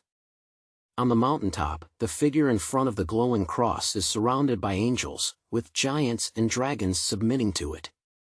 It's definitely a real god that's at sequence 0. Another being who likes to partially use the cross as a symbol is the true creator. It's said that Amon is the descendant of an ancient sun god, but the one at the top of the mountain doesn't seem like a pure sun god. Could it be that he is the Lord that created everything, the omnipotent and omniscient God that the City of Silver believes in? This is in accordance with the legends of the City of Silver. The awakening of the Creator who stripped the King of Giants and the Dragon of Imagination and other ancient gods of their authorities. The so-called ancient sun god is actually the Lord that created everything as spoken about in the City of Silver. He may be in charge of the domains such as sun and time. In addition, the authorities of the giant king, Ulmer, and the dragon of imagination, Ankwelt, has likely returned to him. This can no longer be completely contained within sequence 0. So, the original Amon was the descendant of the City of Silver's Lord that created everything, the omnipotent and omniscient God, who inherited the beyonder characteristics of the time domain. This seems to slightly explain why he remained silent in the City of Silver's dungeon for decades.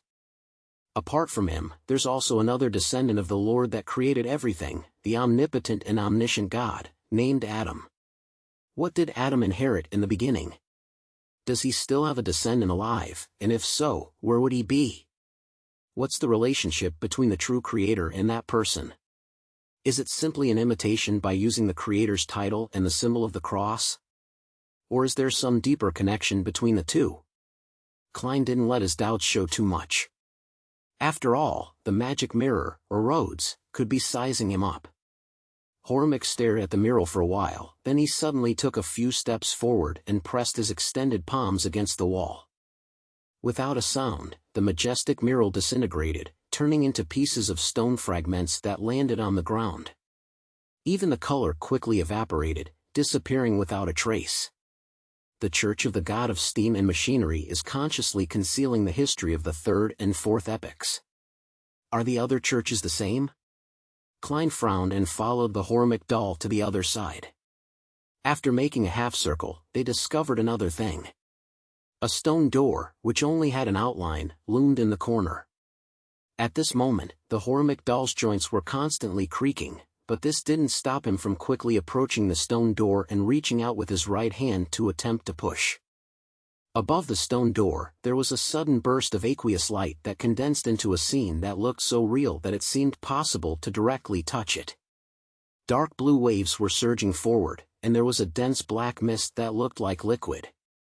A craggy mountain protruded from the mist, continuously flowing with viscous liquids. Behind this mountain, the black mist seemed endless, with no end in sight. There was also no limit to its depth. The deeper one looked, the more placid it felt. It was as if once something fell in, it would fall forever. What is this place? Klein's expression didn't change as he muttered inwardly. Hivemind retracted his palms and watched as the scene gradually faded until it disappeared. He leaned his head back and sighed to himself while feeling perplexed. The abyss. Abyss?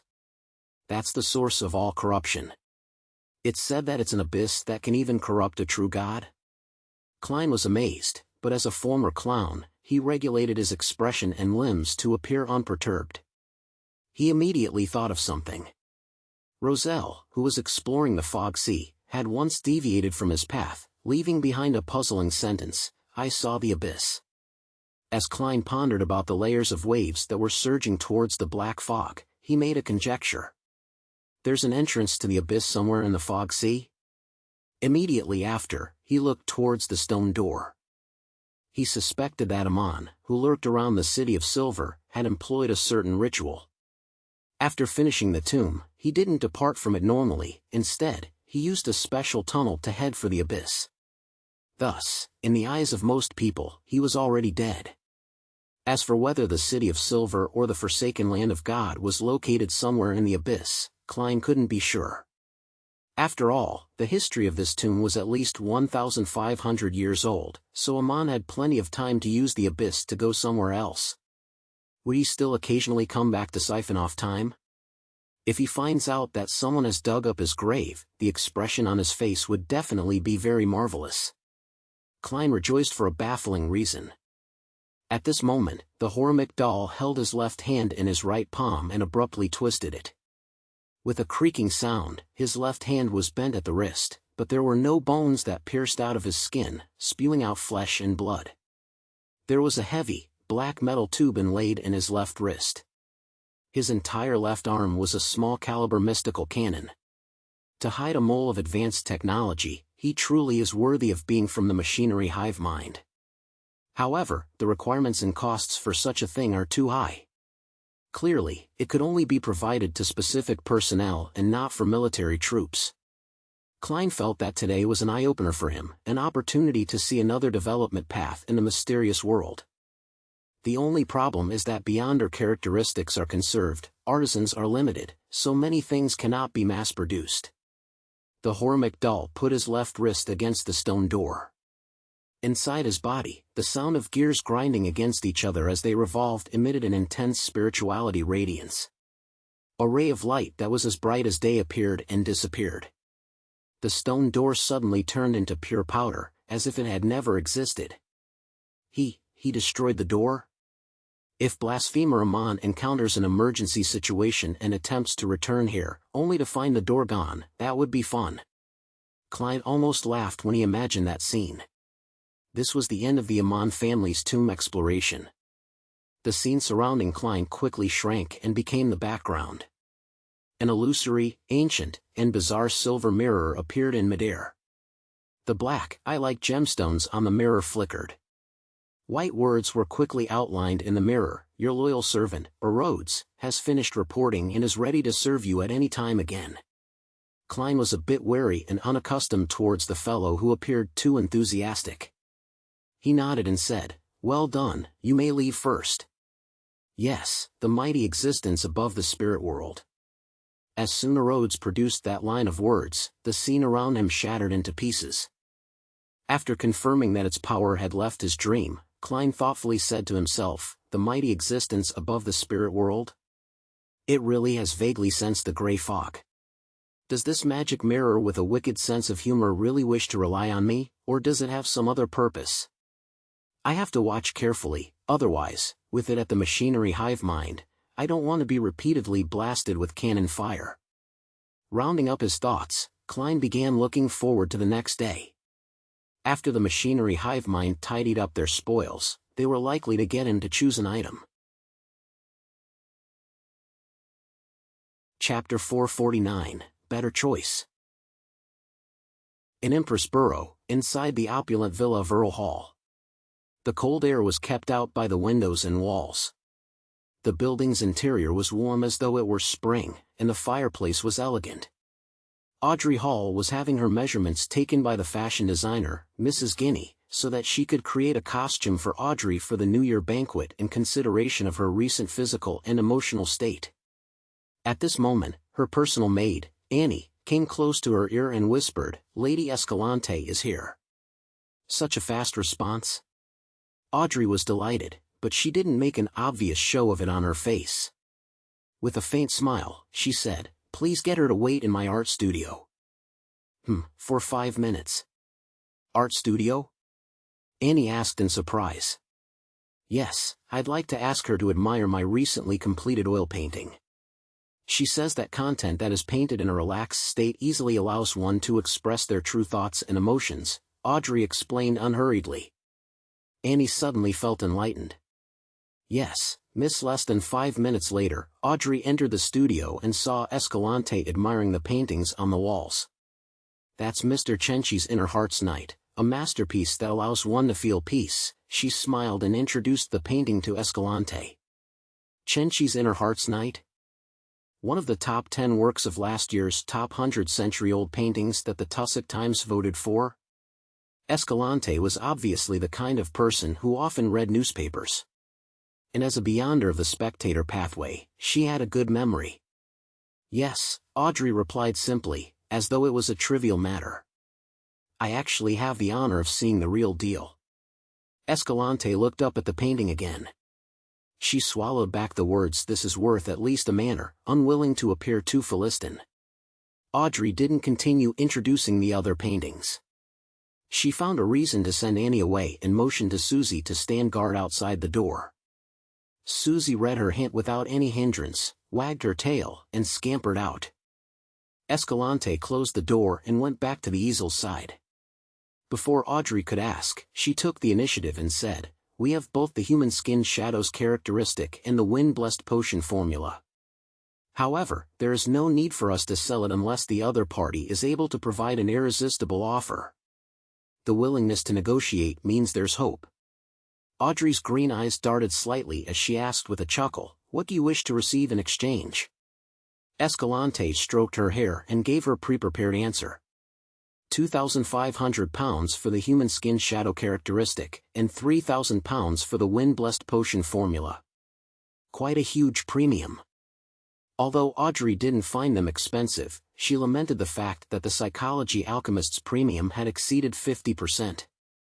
According to the description given by the hanged man, under normal circumstances, the formula for sequence 6 would have cost less than £2,000, but the closer it was to a high sequence, the fewer potion formulas there were to circulate, making it very difficult to buy them.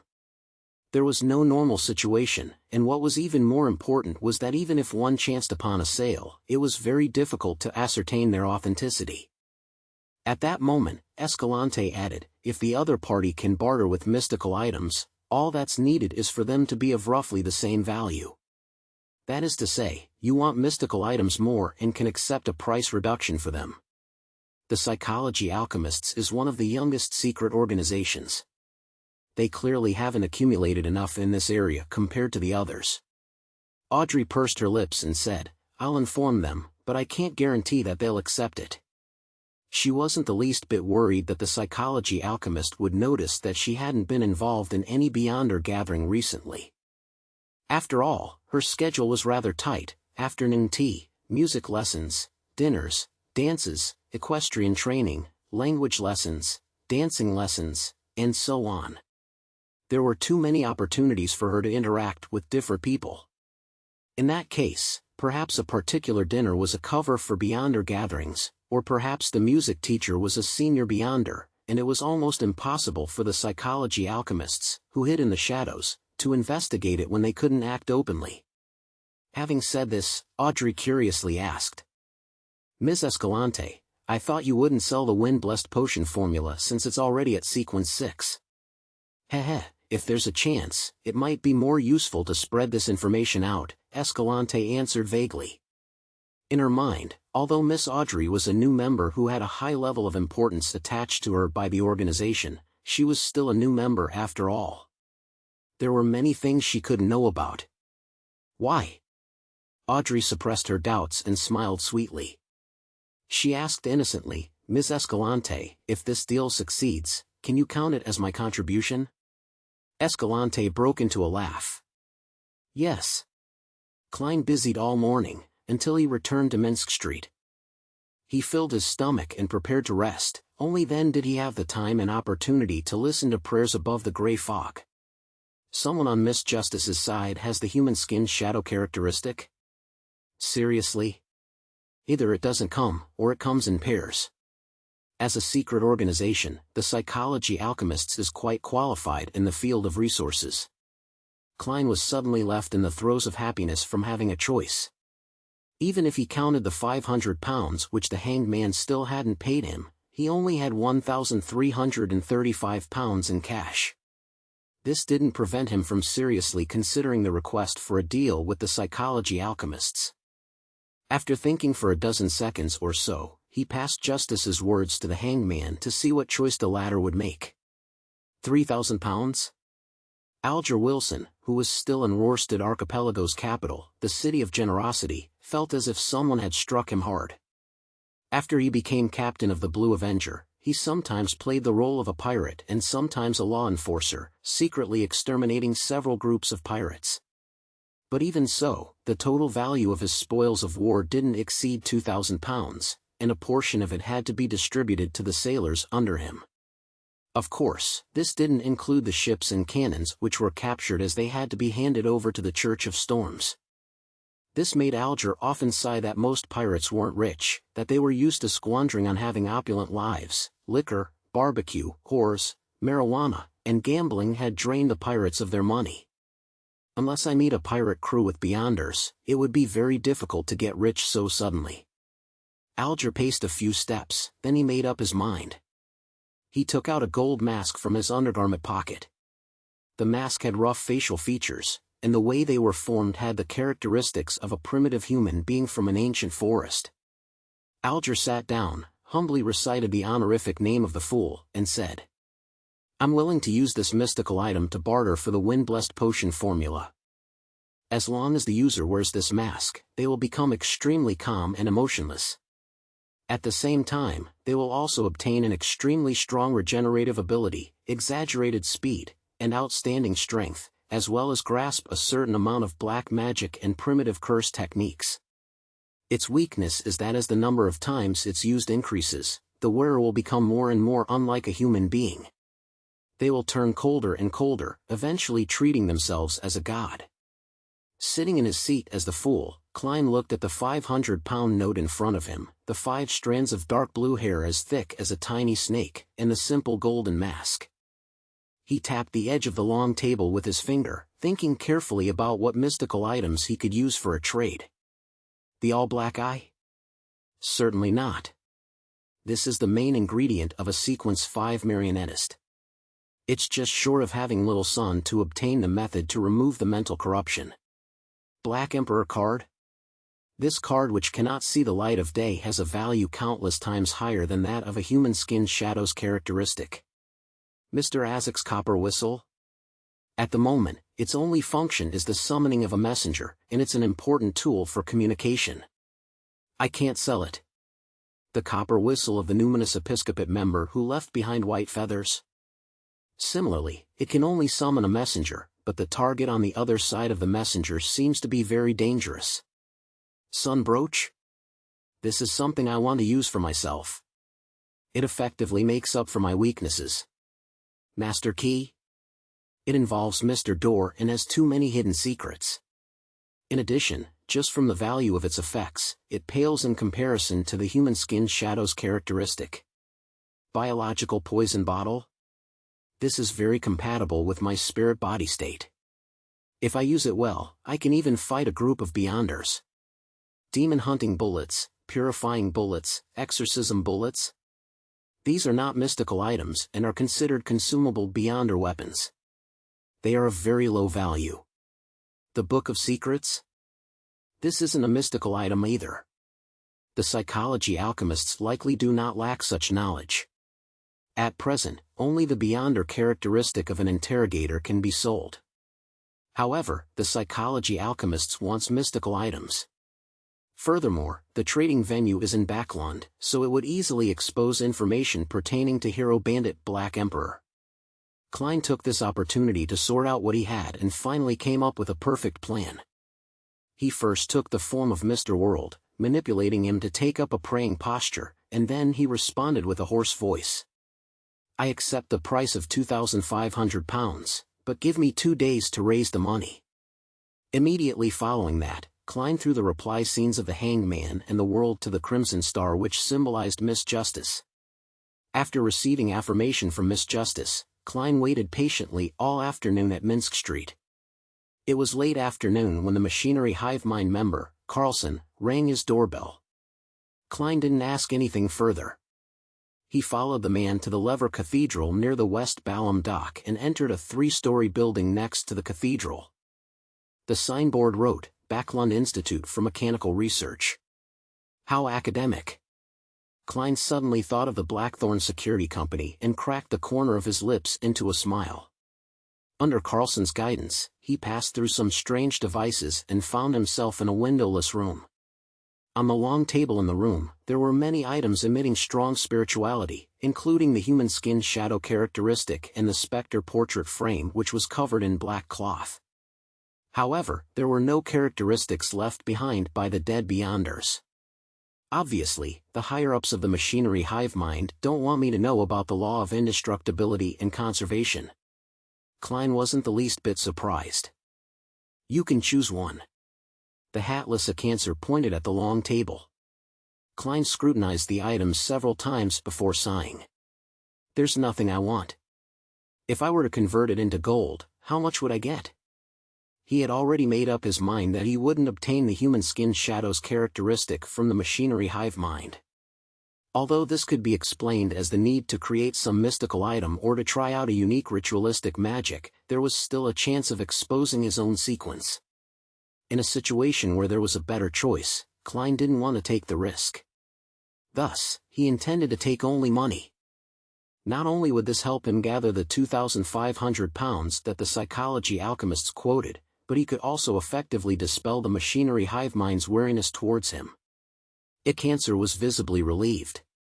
He smoothed his hair and answered with a smile, £1,500. However, we encourage you to choose money, so a total of £2,000. Klein immediately revealed a sincere smile. All right. Chapter 450, Distribution of Money.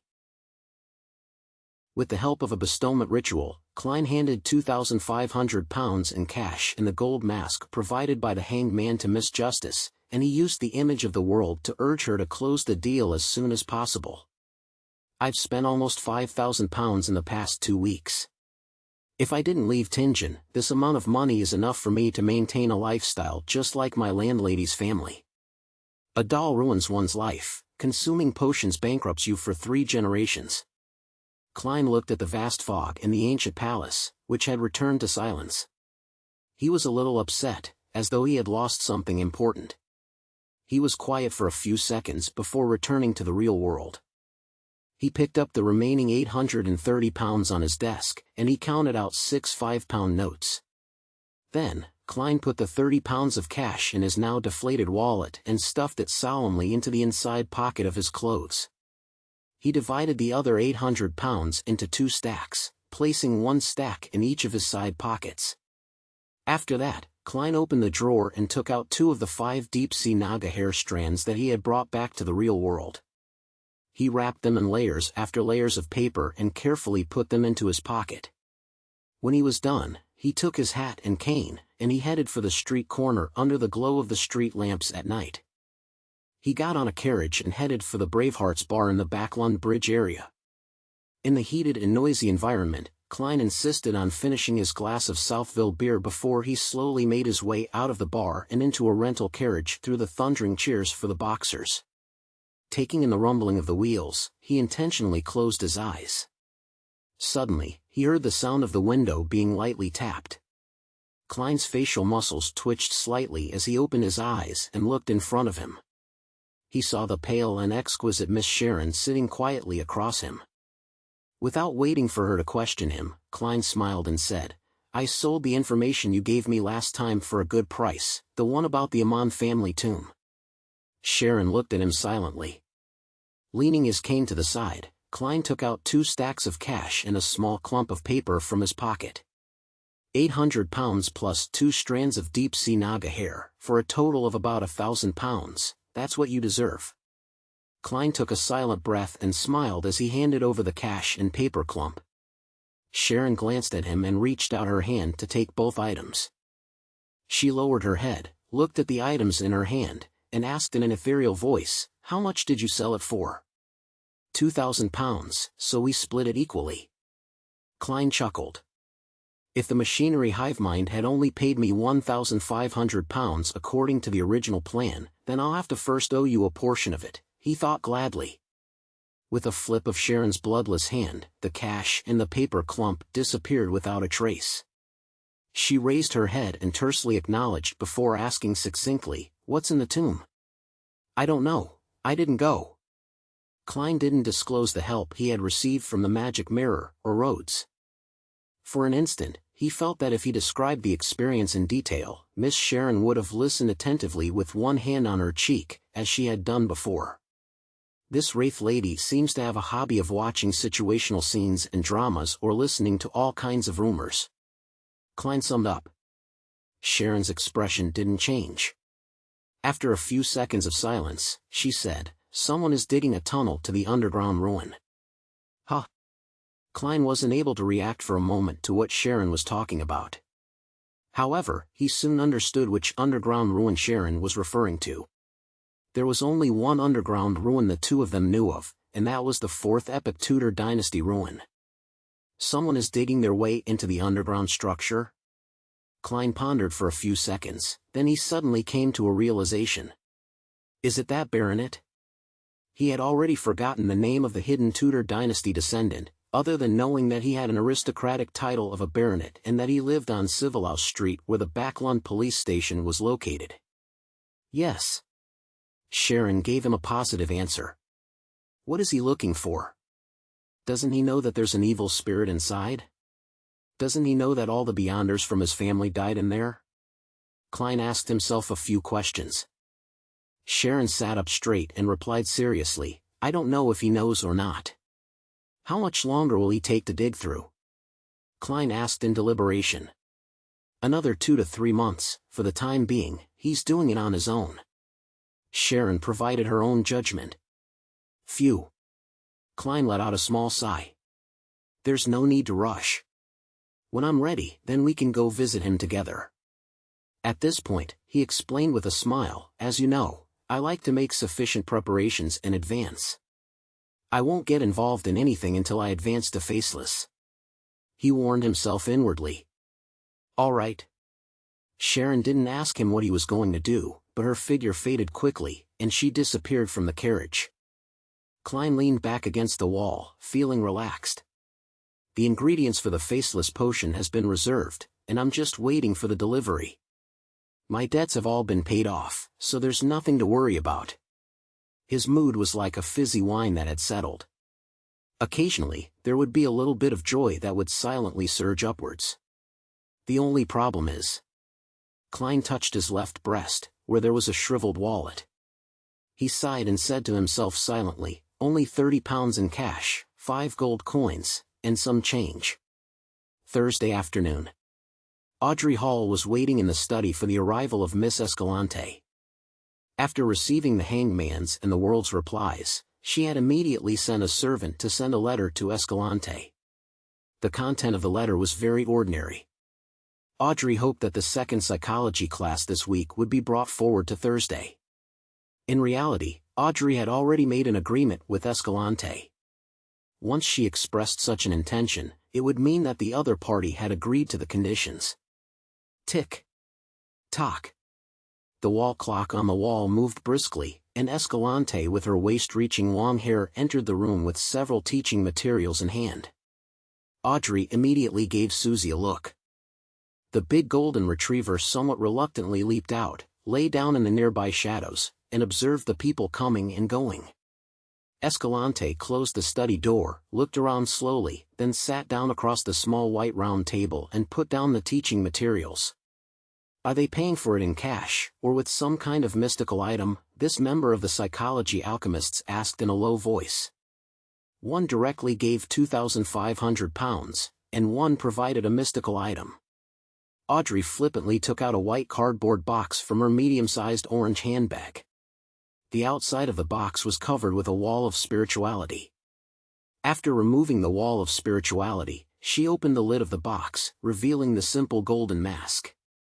Then, she recounted the flaws and effects of the mask. To be honest, she was very curious when she received the mystical item. She had wished to test its effects since it was her first time coming into contact with a mystical item. However, she finally resisted her urges, as she didn't wish to turn cold. It's basically the same value. Escalante tried it and breathed a sigh of relief. After 2 seconds, she pulled out the thickest textbook and flipped to page 48.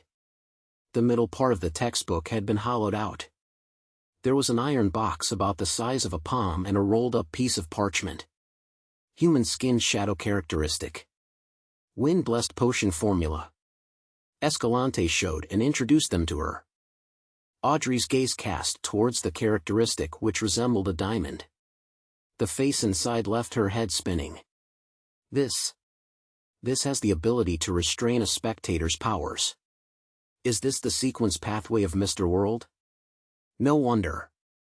Audrey looked away and studied the formula. Sequence 6, Wind-blessed. Main ingredients, 6 crystalline feathers of a blue shadow falcon, a pair of dragon-eyed sea condor eyes.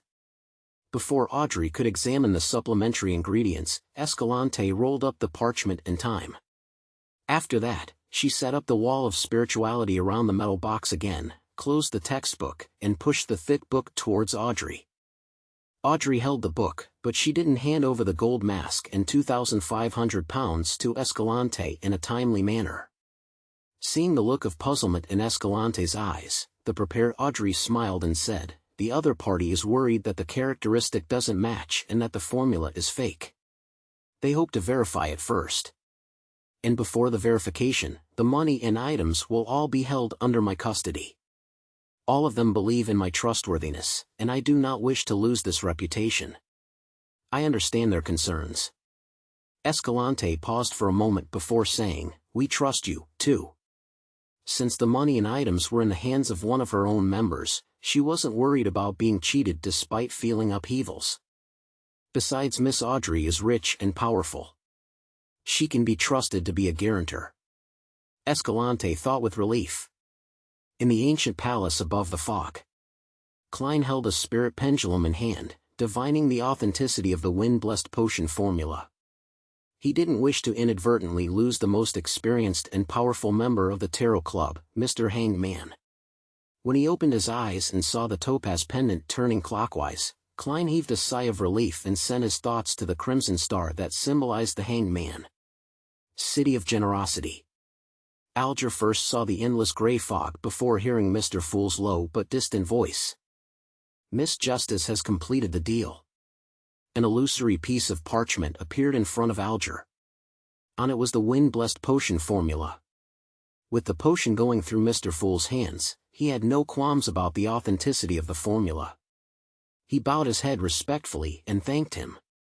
When the illusion dissipated, he immediately found a pen and paper to jot down the potion formula. Then, he paced back and forth in excitement, muttering to himself, "Blue Shadow Falcon. That primitive island has it." After finishing the matter regarding the Hanged Man, Klein finally had the time to check his human skin shadow characteristic. After confirming its authenticity, he relaxed and leaned back in his chair, exhaling happily. Finally.